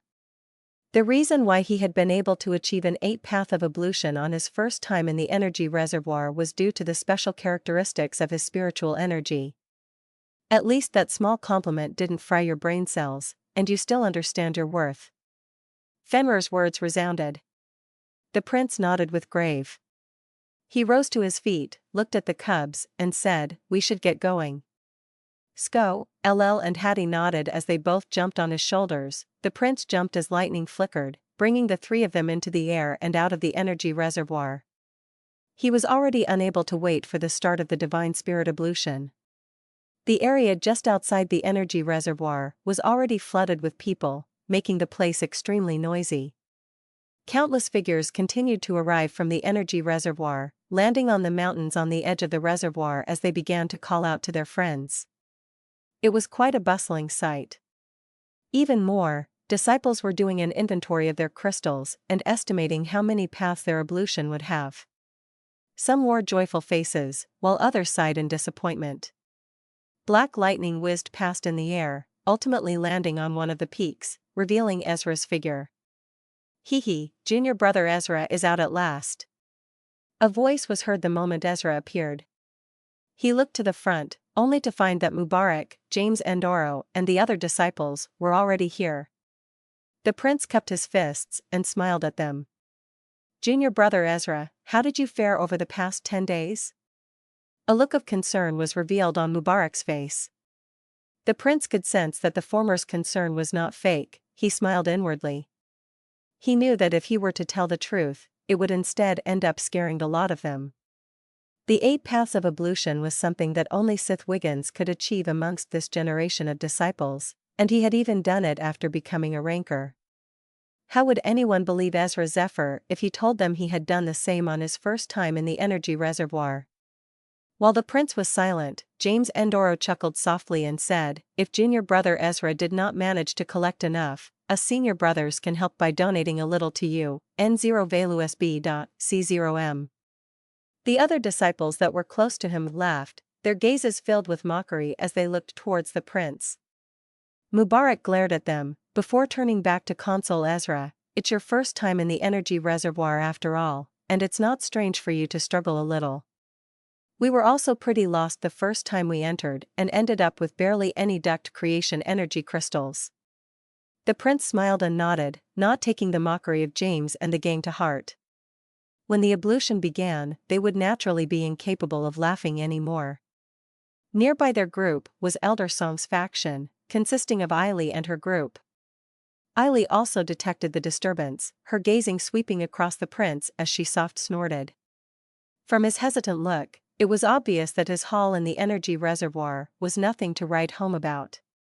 She snorted and said, Mubarak was still bragging earlier that Ezra Zephyr may have a chance to reach the 8 paths of ablution in the future, a feat that can match senior brother Sith Wiggins, he really is benighted.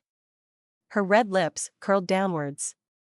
Did Mubarak really believe that anyone who became the champion of the peak selection ceremony could reach senior brother Sith Wiggins' level?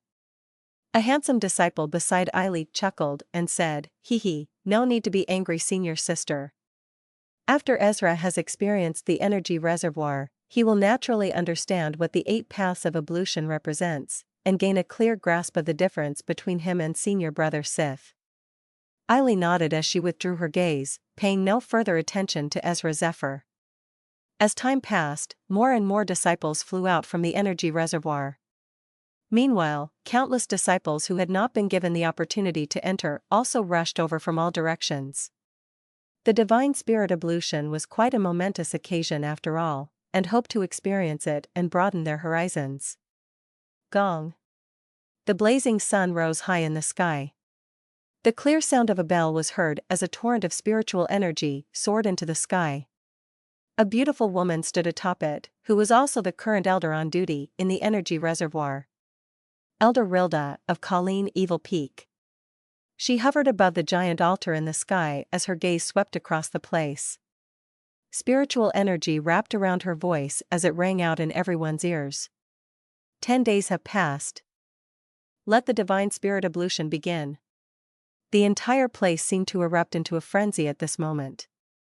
An enormous ancient altar floated in the sky above the energy reservoir. Stone pillars stood upon it, covered in ancient patterns that gave off a boundless aura. Elder Rilda was standing in the air above the altar.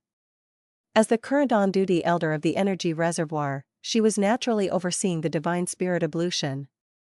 There were also a few stewards behind her who were in charge of helping maintain order. On the numerous mountains surrounding the energy reservoir, countless figures were staring at the altar with burning eyes, eagerness filling their faces. However, there were rules to follow. The higher-ranked disciples were naturally going to have their turn first. As such, a beautiful figure arrived from the air on her spiritual energy right after the bell was heard.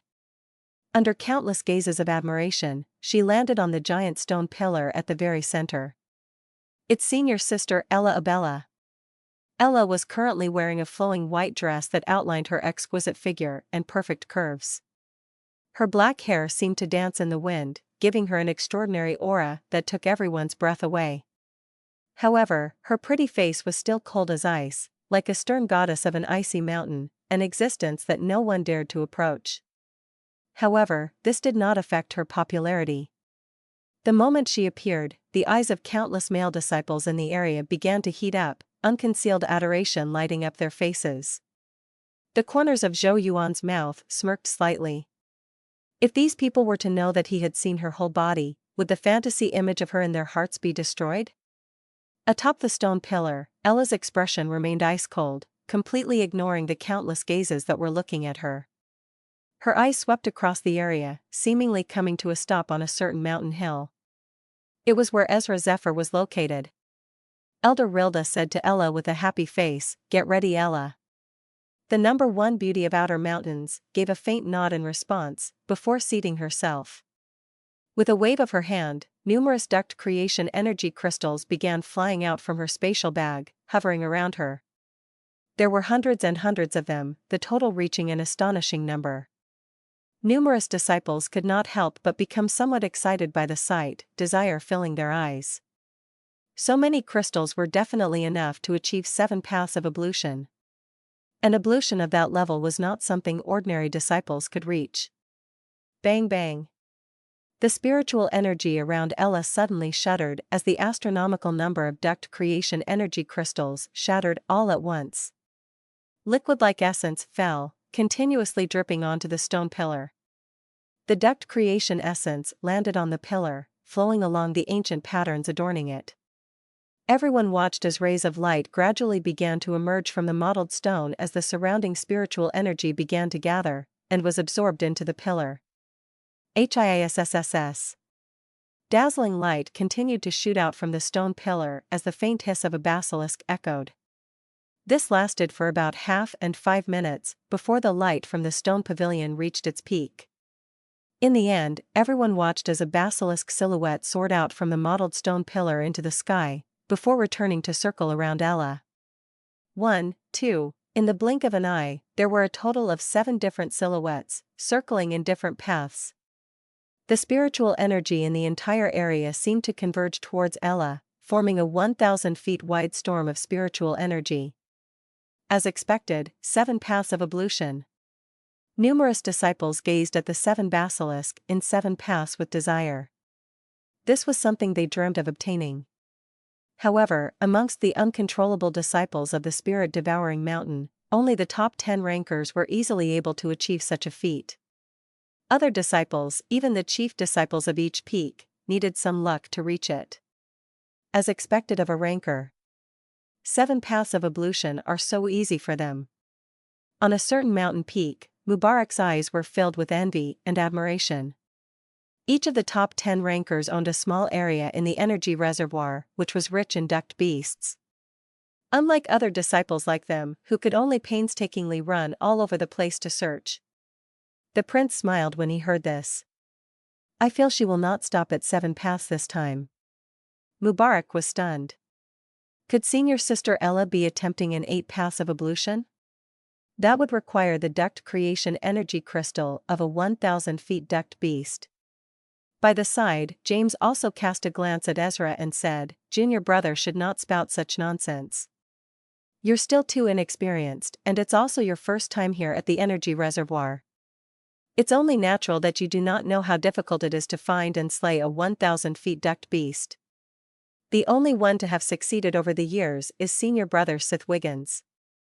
All 9 of the other rankers have tried all means and methods, but were ultimately unable to achieve the 8 paths of ablution. His meaning was clear.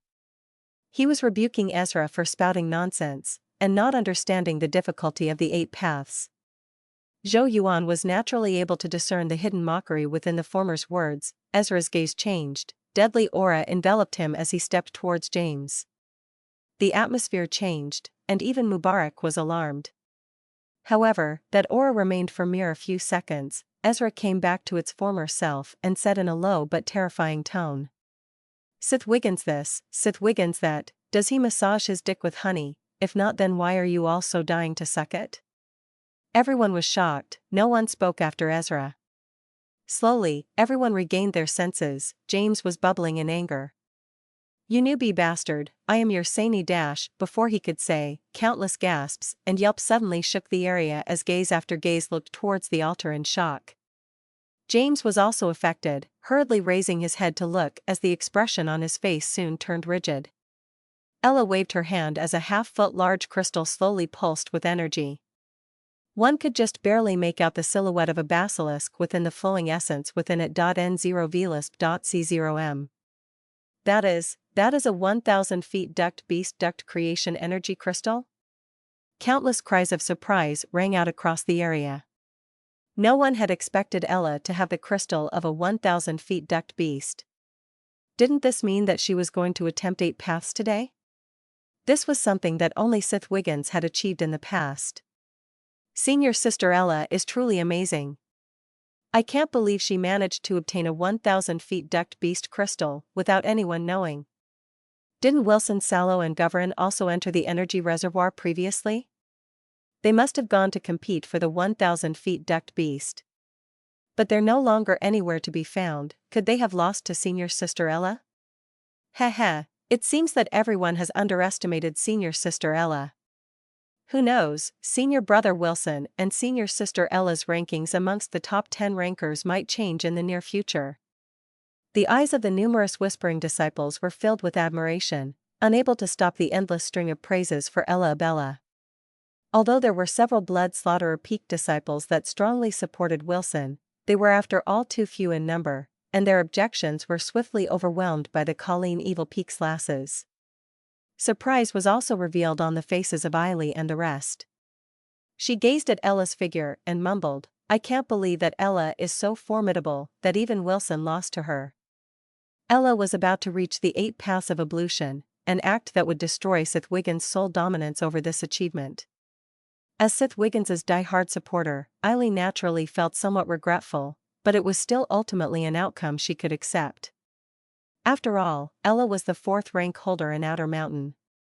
While countless gazes were shocked, Wilson, dressed in black, stood with his hands behind his back on one of the mountain peaks. His face was somewhat frosty as he watched the altar in the sky, while his hands involuntarily clenched. Beside him, Govern sighed and said, "I did not expect that senior sister Ella would ultimately beat us to it."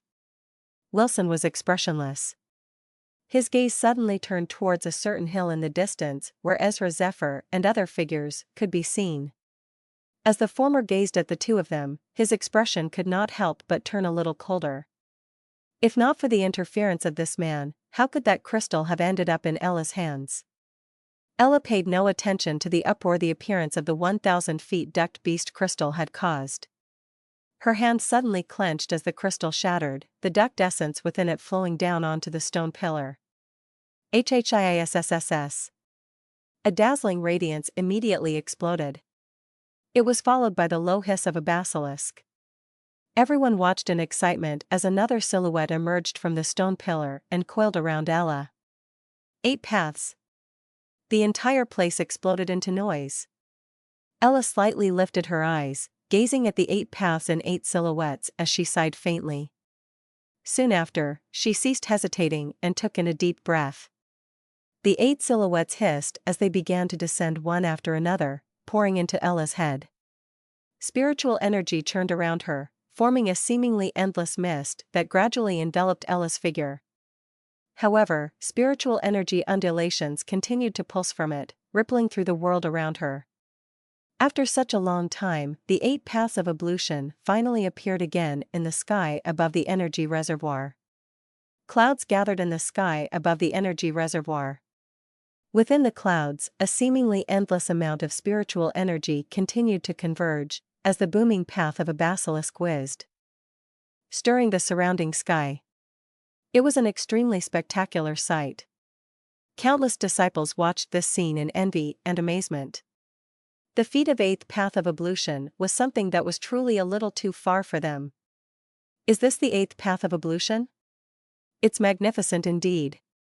Ezra's expression was also tinged with excitement as he watched. He could feel the tremendous amount of spiritual energy contained within the clouds. By the side, James Endoro nodded with a sigh.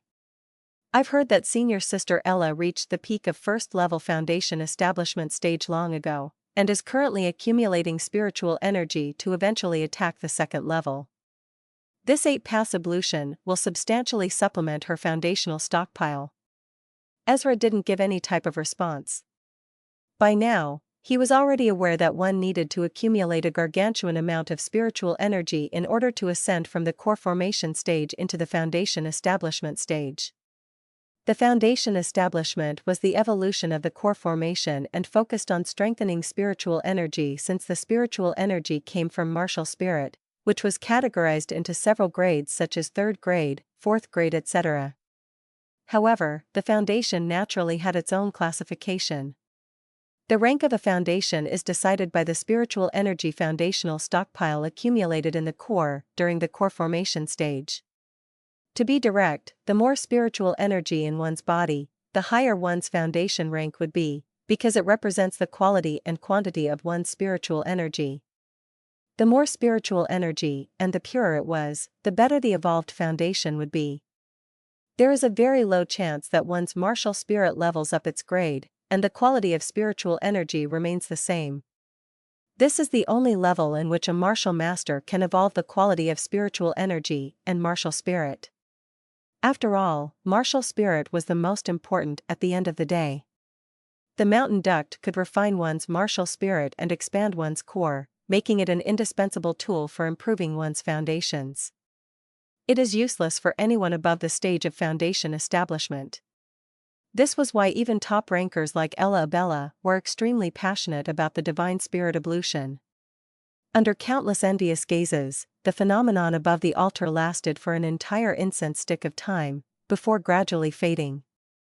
When the clouds dispersed, everyone saw the lovely and proud figure standing on the stone pillar again, the aura spreading from her body even stronger than before. It was clear that she had benefited greatly from the 8 paths of ablution. On a certain mountain peak, Wilson's impassive face twitched faintly when he saw this. "Congratulations, junior sister." Several of the Colleen Evil Peak disciples in the vicinity shouted their congratulations.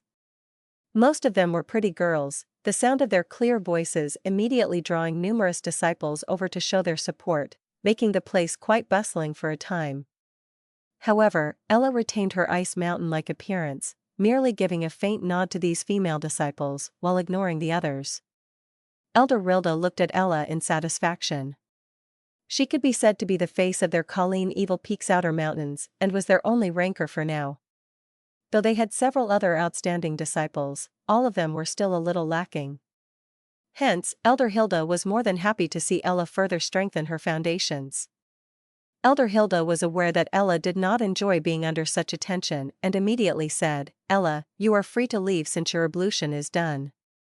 Ella fell silent for a brief moment, before cupping her fists together towards Elder Rilda. The former's figure then flew off but did not leave straight away, but instead landed on one of the mountains with many Colleen Evil Peak disciples. Elder Rilda was a little astonished. In the past, Ella had left immediately after her ablution was over, so why had she stayed behind today? Though she was confused, Elder soon withdrew her thoughts as her gaze swept across the area once again. Next, the Diamond Belt disciples from the various peaks should begin to prepare themselves. Her words immediately caused the entire place to boil. After all, the Diamond Belt disciples were the main participants in this event, but due to the rules, they had to wait till the rankers level disciples were over before it came to their turn. Things were even worse for Ezra. He had to wait till all of the Diamond Belt disciples were finished before he could finally have a go. However, he was not too anxious for his turn and decided to properly observe first. Therefore, when numerous disciples from the mountains in the vicinity began to rise into the air and fly towards the altar, the prince remained where he stood, interest filling his gaze. Mubarak had to go participate too and left some words of consolation for Ezra Zephyr. "Junior brother Ezra, we'll be heading over first. Wait here for a while, your turn will be next." The prince smiled and nodded. As the first disciple under Elder Lowe, Mubarak was a magnanimous individual who truly had the air of a senior. James seemed to be unable to stand the sight of Mubarak taking care of Ezra. With a soft chuckle, the former said mockingly, "Senior brother, you are too good of a person. But you should probably pay more attention to your own situation. You've been doing worse than me every divine spirit ablution, and at this rate, it will likely not be long before someone else takes over your position." A few disciples who were close to James Endoro also laughed gloatingly. The position of first disciples does suit senior brother James a little better. Anger appeared on Mubarak's face. However, he was quite popular amongst the other disciples, and several of them were unable to idly stand by and immediately spoke up for him. N0vlisp.c0m. Disdain was revealed on James's face as he looked at Ezra. "I will see you after divine spirit ablution, your disrespect will not be forgiven." He merely waved his hand without waiting for Ezra's answer as he led his posse off towards the altar. Although Mubarak was still a little miffed, he still spoke up to try and pacify the other disciples. As Ezra watched, he suddenly asked, "Senior brother Mubarak, how many paths can you reach this time?" Mubarak chuckled bitterly and answered, "It's going to be the same old 5 paths of ablution. I tried my best in the energy reservoir, but only managed to obtain a few dozen duct creation energy crystals." He sighed as he shook his head. He knew that Mubarak should be achieving the 5 paths of ablution again. The prince fell silent for a moment, before pulling a confused Mubarak to the side. "Junior brother?" Mubarak asked. Ezra smiled and patted his bracelet. Several rather large crystals instantly appeared in his hands, before he pushed them towards Ezra and said, "Senior brother, I've been wanting to thank you for your guidance and care for some time. Please take this as a little gift from me." Mubarak was dumbstruck as he stared at the shining crystals. Every crystal was even larger than his hand and was clearly from large ducked beasts. This. Mubarak was a little overwhelmed, causing him to be dazed for a time. It took a while for him to return to his senses as he hastily declined, "Junior brother, this is too much. He pushed them towards Ezra. "With these crystals, you will definitely shine dazzlingly during this baptism. Giving them to me will be a waste. I am far less talented than you after all n/ov, lsbc-om." However, the prince refused all of the former's reasoning. "If senior brother Mubarak does not want them, just throw them away." Mubarak hurriedly received them in a flustered manner, a bitter smile filling his face. In the end, he could only accept the gift. "Thank you, junior brother." He looked towards the prince with gratitude. He had been giving advice and guidance to Ezra mostly because it was his duty as the first disciple. Moreover, Elder Lo thought very highly of the prince, allowing Mubarak to understand that Ezra may perhaps become the central pillar of their faction, causing him to show extra care and concern for the former. Mubarak never expected he would obtain such a return for his care. The prince grinned and waved his hand. "You should get going, Mubarak." Mubarak nodded, before turning around to call out to several other disciples. Spiritual energy rose under their feet, bringing them towards the ablution altar. There was no longer a dispirited look on his face. Instead, it was filled with anticipation. Ezra Zephyr gazed at their figures, before turning to look at James as an icy smile emerged on his lips. How could he not know that James was making things difficult for him at every juncture, and was likely jealous of the way Elder Lo treated him? Compared to the generous and sincere first disciple Mubarak, James was clearly too petty and narrow-hearted. Ezra was not someone without a temper. "A puny little side character like you isn't worthy for me to deal with. A good guy like Mubarak is enough for you." Ancient stone pillars stood on the ablution altar that was currently a beehive of activity, with numerous figures landing on the pillars one after another. After they landed on the altar, they impatiently began to retrieve their hard-earned crystals. The sounds of shattering crystals filled the area as the liquid essence flowed out and soaked into the ancient stone pillars. Spiritual energy began to gather once again. Although none of them alone could match the impressive display by Ella earlier, they were an exceptionally spectacular sight together. Hiss. Loud hissing filled the area as basilisk silhouette after silhouette streamed out of the ancient stone pillars and began circling around the numerous disciples atop them. On the many mountains by the edge of the energy reservoir, countless disciples observed with curious eyes, gasps of amazement sounding from time to time. Overall, most of the Diamond Belt disciples only managed to achieve 4 paths of ablution, and only a few of the more outstanding ones reached 5 paths. As for the 6 paths level, a quick scan revealed a mere 5. While not a single 7 paths could be seen. After all, the 7th path was considered the mark of a ranker and was naturally a feat that ordinary disciples had great difficulty achieving. On one of the stone pillars, a young man opened his eyes. 5 silhouettes circled him in different paths, showing that he had reached 5 paths. This was a result that James Endoro felt rather satisfied with because the 5 paths of ablution were already enough to prove that he was quite remarkable even amongst all the Diamond Belt disciples in the entire spirit-devouring mountain. At the very least, he was undoubtedly more outstanding than Mubarak, who was forever stuck at 4 paths. After this ablution is over, I should be able to surpass Mubarak. It may perhaps be time for him to vacate his position as the first disciple. James let out an icy chuckle. He was envious of Ezra due to the high expectations Elder Lo had of the former while viewing Mubarak as an obstacle and constantly preparing to replace him. Once James became the first disciple, even more disciples would view him as their leader. When that happened, if Elder Lo still decided to be overly supportive of Ezra, James would only have to object and garner support from numerous disciples. He believed that even Elder Lo would not choose to go against the majority. While James was feeling pleased with himself, he suddenly felt a disturbance around him, seeing gaze after gaze turning towards the same direction. He also raised his head, only to be stunned by the sight of 6 basilisk silhouettes circling a figure on a nearby stone pillar. 6 paths of ablution. Envy flowed out in James's eyes. The 6th path was one of the dreams he had. Unfortunately, it had evaded his reach each time, because it required far too many duct creation energy crystals. Normally speaking, only the chief disciples of each peak are able to reach a sixth path. I wonder which peak this person belongs to. James frowned because he suddenly felt the figure to be quite familiar. The 6 silhouettes circling the figure suddenly descended as they tunneled into his head. Moments later, the figure opened his eyes and turned around, coincidentally meeting James's gaze. James's pupils abruptly shrank as disbelief flooded his face. Mubarak? How can this be? James could not stop these words from leaving his mouth as his face turned ashen.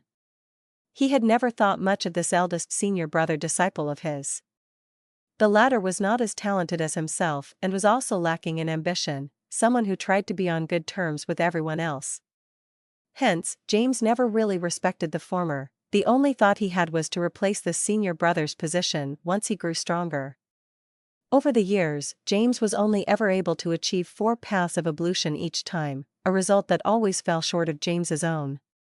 Hence he never imagined that Mubarak would actually reach 6 paths of ablution this time.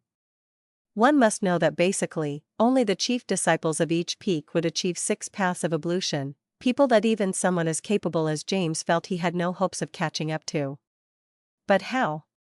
How had Mubarak done it? James's expression fluctuated indeterminately, his heart filled with anger, fear, and alarm. How lucky was he in the energy reservoir? He gritted his teeth, a dark look in his eyes. While James's emotions were churning, many other disciples in the vicinity also discovered the 6 paths around Mubarak and immediately gasped in surprise. A 6th path was just far too rare amongst the Diamond Belt disciples and was usually only reserved for those few chief disciples, a group that Mubarak was not part of. As such, they began to ask around, and soon found out his identity. Astonishment filled their faces when they discovered Mubarak was from the alchemic faction of Alchemic Rune Peak. After all, Alchemic Rune Peak had reached rock bottom in the spirit-devouring mountain, and no one really paid any attention to them. But now, Mubarak had become an overnight sensation.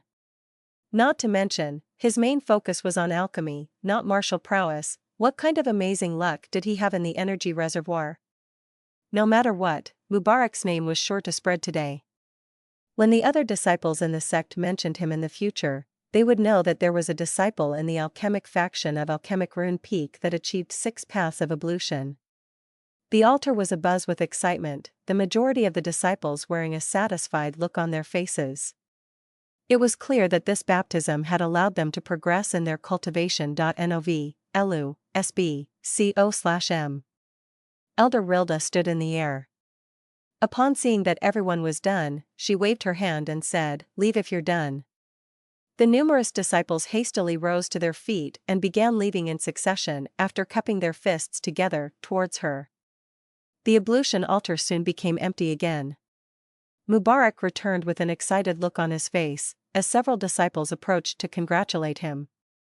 "I did not expect Senior Brother Mubarak to be good at concealing your capabilities. I wonder how he managed to obtain so many crystals in the energy reservoir." James's expression was somewhat ugly as he returned. Mubarak truly performed splendidly this time and drew numerous gazes towards him even till now. This made James rather jealous, and his words rather biting. Mubarak knew that James was unhappy, but could not be bothered with the latter. The former merely looked towards Ezra with a smile of gratitude. Ezra returned the gesture with a smile of his own. Those duct creation energy crystals had been his leftovers and were of little use to himself. In contrast, they were extremely beneficial to Mubarak. But the real reason was not that Ezra had become a generous man, he was the opposite, a vicious man only true to himself and his goals. James grew even angrier when he realized he was being ignored by Mubarak. He followed the latter's gaze and saw Ezra, causing him to smile superficially as he said, "Ezra, it's your turn next." It wasn't easy for Senior Brother Mubarak to gain a little prestige for us, so don't go throwing it all away later.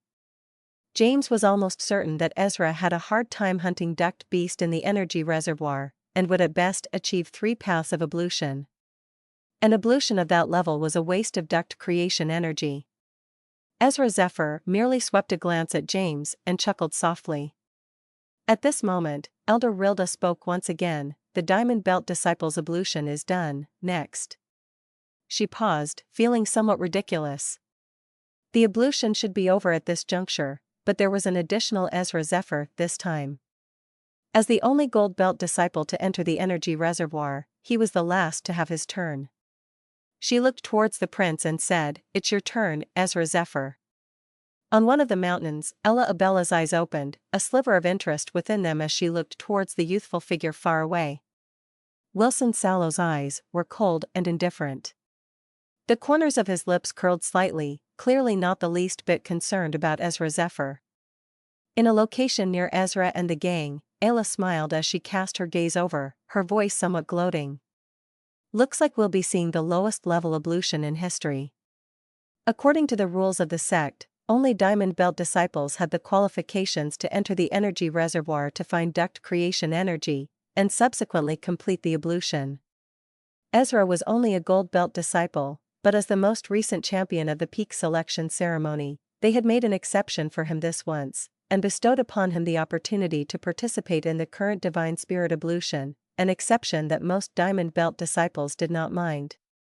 Because all of them clearly understood that entering the reservoir was the easy part.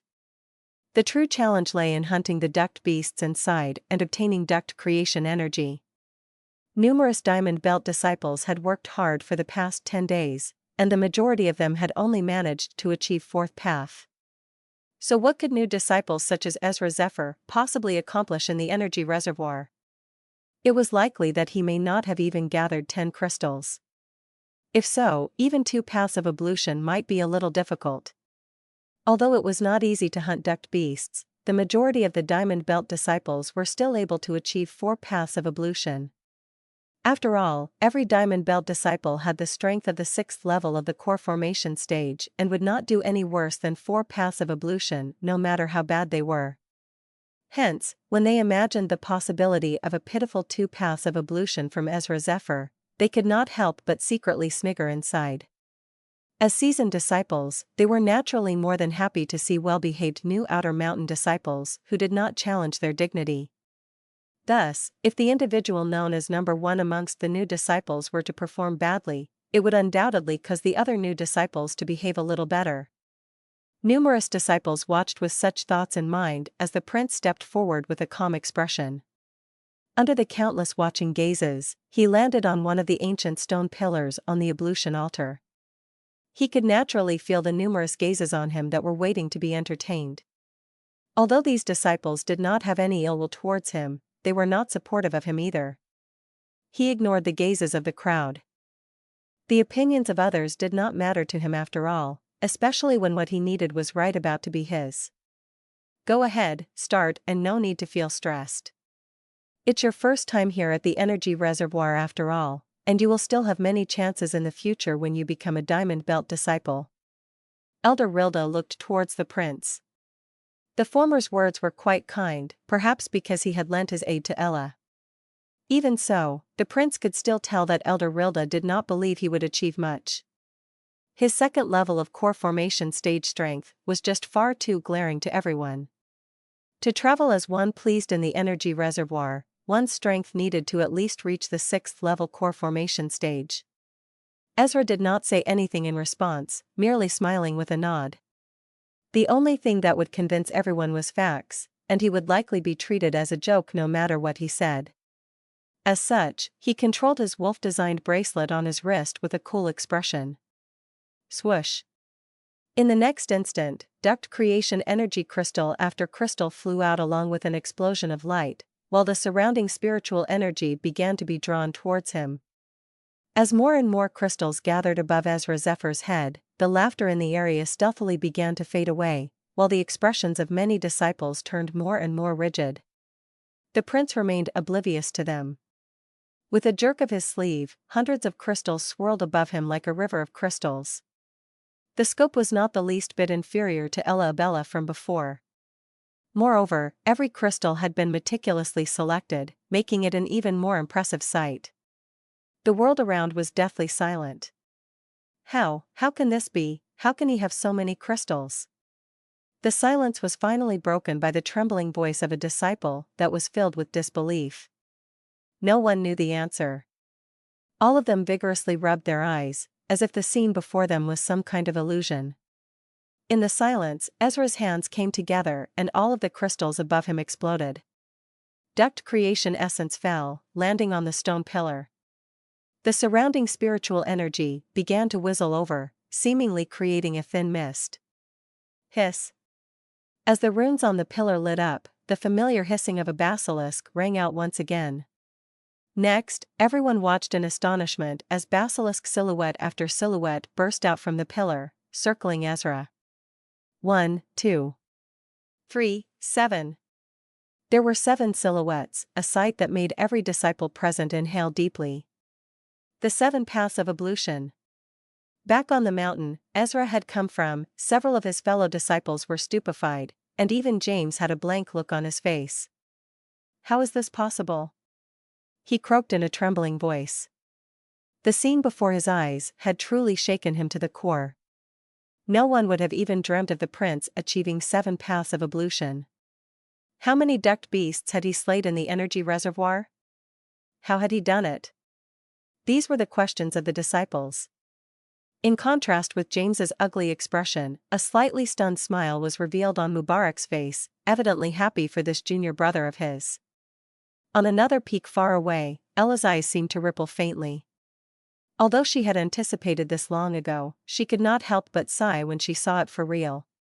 Interesting, achieving 7 paths of ablution after his first time in the energy reservoir.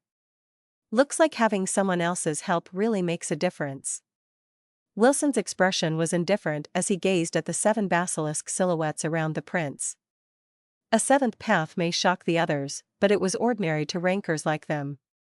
Moreover, he was not surprised at all, because he knew that Ezra had the powerful cubs and Ella at his side, the figure who was not the least bit weaker than him. Gavrin also nodded. He did not have any complaints about Ezra, but he was disappointed that Ezra was wasting his talent in alchemic faction. On another mountain, Eileen's expression fluctuated rapidly as she stared at the 7 silhouettes, the disciples around her equally dumbstruck and substantially shocked. Eileen could not help but mumble, how did he obtain these dragon creation energy crystals?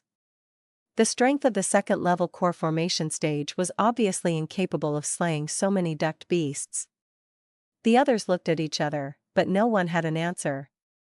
Eileen's face had turned a little red. Who could have expected Ezra Zephyr to reach 7 paths of ablution in the blink of an eye, making her feel shame for her earlier gloating? She was still somewhat unable to accept the facts. Everyone saw Ezra Zephyr, who seemed to ponder for a brief moment before the bracelet on his wrist flashed. A split second later, a half-foot large crystal had appeared above his head. What? The instant it appeared, the numerous disciples in the vicinity could no longer hold themselves back from gasping, 1,000 feet ducked beast? This time, even the nonchalantly watching Wilson Sallow and Gavrin trembled as disbelief flowed out in their eyes. How can this be? The entire place exploded into an earth-shaking uproar the moment the half-foot large duct creation energy crystal appeared, the expressions on everyone's faces becoming truly an amazing sight to behold. Even chosens like Wilson Sallow and Gavrin were affected. The 7 paths of ablution may not be much of a challenge to them, but the crystal Ezra Zephyr had just taken out was clearly from a 1,000 feet ducked beast. As rankers, no one knew better than them how difficult it was to find such a creature. Once a 1,000 feet ducked beast's crystal came into their possession, they would be able to use it as a primer of sorts that would raise 7 paths of ablution to the 8 paths level. How can he possibly have a 1,000 feet ducked beast crystal? Wilson was unable to stop the words from leaving his mouth. He was no longer able to retain the impassiveness of his handsome face as disbelief flooded his eyes. Beside him, Gavrin's mouth hung slightly open, a strange expression on his face. For the past half a year, they had painstakingly tracked a 1,000 feet ducked beast, only to end up losing it to Ella Abella. Hence their astonishment had reached the unmatched heights when they saw a 1,000 feet ducked beast crystal appear in the hands of a gold belt disciple. When did a 1,000 feet ducked beast become so easy to find? From how shocked the 2 rankers were, one could naturally imagine how the hearts of the other disciples were akin to a churning ocean. Under the countless stunned gazes, the prince took in a deep breath as his hands came together once again, and the half-foot-large crystal above him shattered with a bang. Thick and pure duct creation essence flowed downwards, pouring onto the ancient stone pillar as it was swiftly absorbed. Bzzz. 1,000 rays of light abruptly exploded from the pillar as all the spiritual energy in the vicinity began to be sucked over at this moment, forming a seemingly boundless cloud that floated around Ezra Zephyr. Hisss. At the same time, a basilisk's hiss was heard once again. Everyone could only watch as another silhouette slowly emerged from the stone pillar and circled Ezra Zephyr's body. It was the 8th silhouette circling in the 8th path. The 8 paths of divine spirit ablution. All the disciples could not help but swallow at the sight of the 8 silhouettes coiling around Ezra's figure. Although they had just seen Ella's 8th path earlier, the former's 8 paths of ablution were even more shocking. Ella was a ranker after all, and many disciples felt it within expectation for her to achieve the 8th path. But Ezra, no one would have even dreamt of it. They had previously been prepared to see the lowest level divine spirit ablution in history, but in the blink of an eye, Ezra had sent a big slap across their cheek that nearly knocked them unconscious. Before today, it had been something Sith Wiggins alone had enjoyed in the history of the past few decades, but now Ezra had become the 3rd disciple to obtain this glory. It was something even the other current 8 rankers had never tasted before. Moreover, Ezra Zephyr had done it as a gold belt disciple, a feat that no one had ever achieved in the history of Spirit-Devouring Mountain. That's what everyone believed. Although there was barely any significance in achieving it earlier or later in the grand scheme of things, it was hard for everyone to get over the shock it brought. On one of the mountains, Eileen dazedly stared at the 8 silhouettes circling around the prince, the expression on her pretty face rapidly fluctuating. This scene had likewise stirred giant waves in her heart. Several disciples around her could not help but sigh. Ezra is indeed quite the capable individual. Even in the history of our sect, there has never been a gold belt disciple who has enjoyed an 8th path. Yeah, even senior brother Sith only accomplished it after becoming a ranker. When she heard this, Eileen could not tolerate it. She couldn't digest that the newcomer was compared to her idol. She icily retorted, "It's only an 8th path, and doesn't really mean anything because there's absolutely no way that he managed to slay a 1,000 feet ducked beast with his own strength. He must have gotten it through some other method." A 1,000 feet ducked beast was an existence that was comparable to a formidable expert of the Foundation establishment stage, and even diamond belt disciples like them would only flee if they encountered one. How could a second-level core formation expert like Ezra have possibly killed one? The other disciples knew she was a die-hard fan of Sith Wiggins, and thus merely laughed it off without arguing. However, they understood in their hearts that obtaining the 8 paths of ablution was an indicator of one's ability and luck. After all, hadn't Sith Wiggins also relied on luck to become the first person in their generation to find a 1,000 feet ducked beast? Eileen naturally had an inkling of their thoughts from their expression, causing her to become a little frustrated inside. However, she knew that she would not be able to convince them otherwise, and could only cast a slightly peeved gaze at Ezra's figure. This bastard.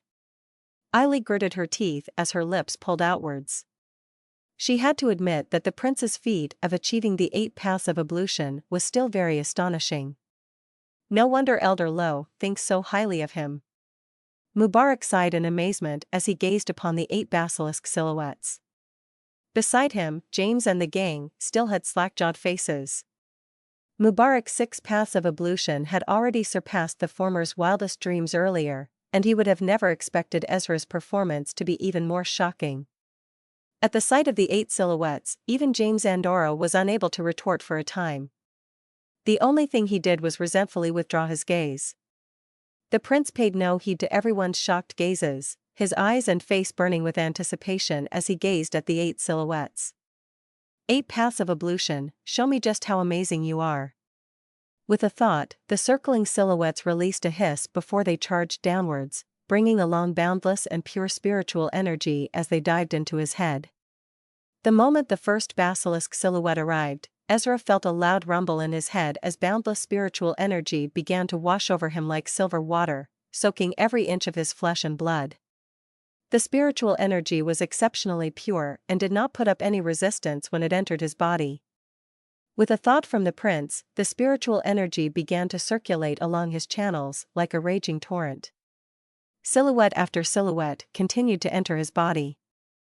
The majestic spiritual energy seemed to explode in his body, making even his skin dazzle radiantly. Spiritual energy was infused into his flesh, blood, and bones, and began removing the impurities, bit by bit. Even more spiritual energy flooded his core, ultimately fusing with the chaos force there. The spiritual gobs after gobs were created at a rate far greater than his usual training. Boy, I can feel it, this mystery turf can strengthen martial spirits as well, said Fenrir. The prince didn't reply as he focused on spiritual energy. As the spiritual energy churned inside his core, the pressure from Ezra's body began its steady climb. What's more, the purple scales started to emerge on the surface of his skin and quietly began to absorb the duct energy contained within the duct creation essence. The purple scales came from the dragon pelt. Fenrir observed this strange phenomenon and came to the conclusion that both dragon pelt and duct creation energy are from mystery turf and probably share something. As the purple scales absorbed the energy, they gradually began to shine brightly. While these changes were occurring to the scales, Ezra's tightly shut eyes abruptly opened. He could feel a rumbling noise spread from inside his body. The spiritual energy pressure from his body seemed to break through a certain amount of bottleneck. A smile finally appeared on the prince's face. By borrowing the power of the divine spirit ablution, his desire was finally fulfilled. I've reached the 4th level of the core formation stage, mumbled Ezra, a boost of 2 levels. Under the attention of countless disciples, the clouds above the energy reservoir slowly began to disperse along with the boundless spiritual energy. It was clear that the ablution was fast approaching its end. The eyes of many disciples were filled with envy. An 8th path of ablution was something that benefited even the top 10 rankers, let alone someone like Ezra Zephyr, who was only at the 2nd level of the core formation stage. It was likely that he would gain even more from it. As the clouds gradually vanished, the figure of Ezra Zephyr, the crown prince of Bloodfang Kingdom, slowly grew clearer.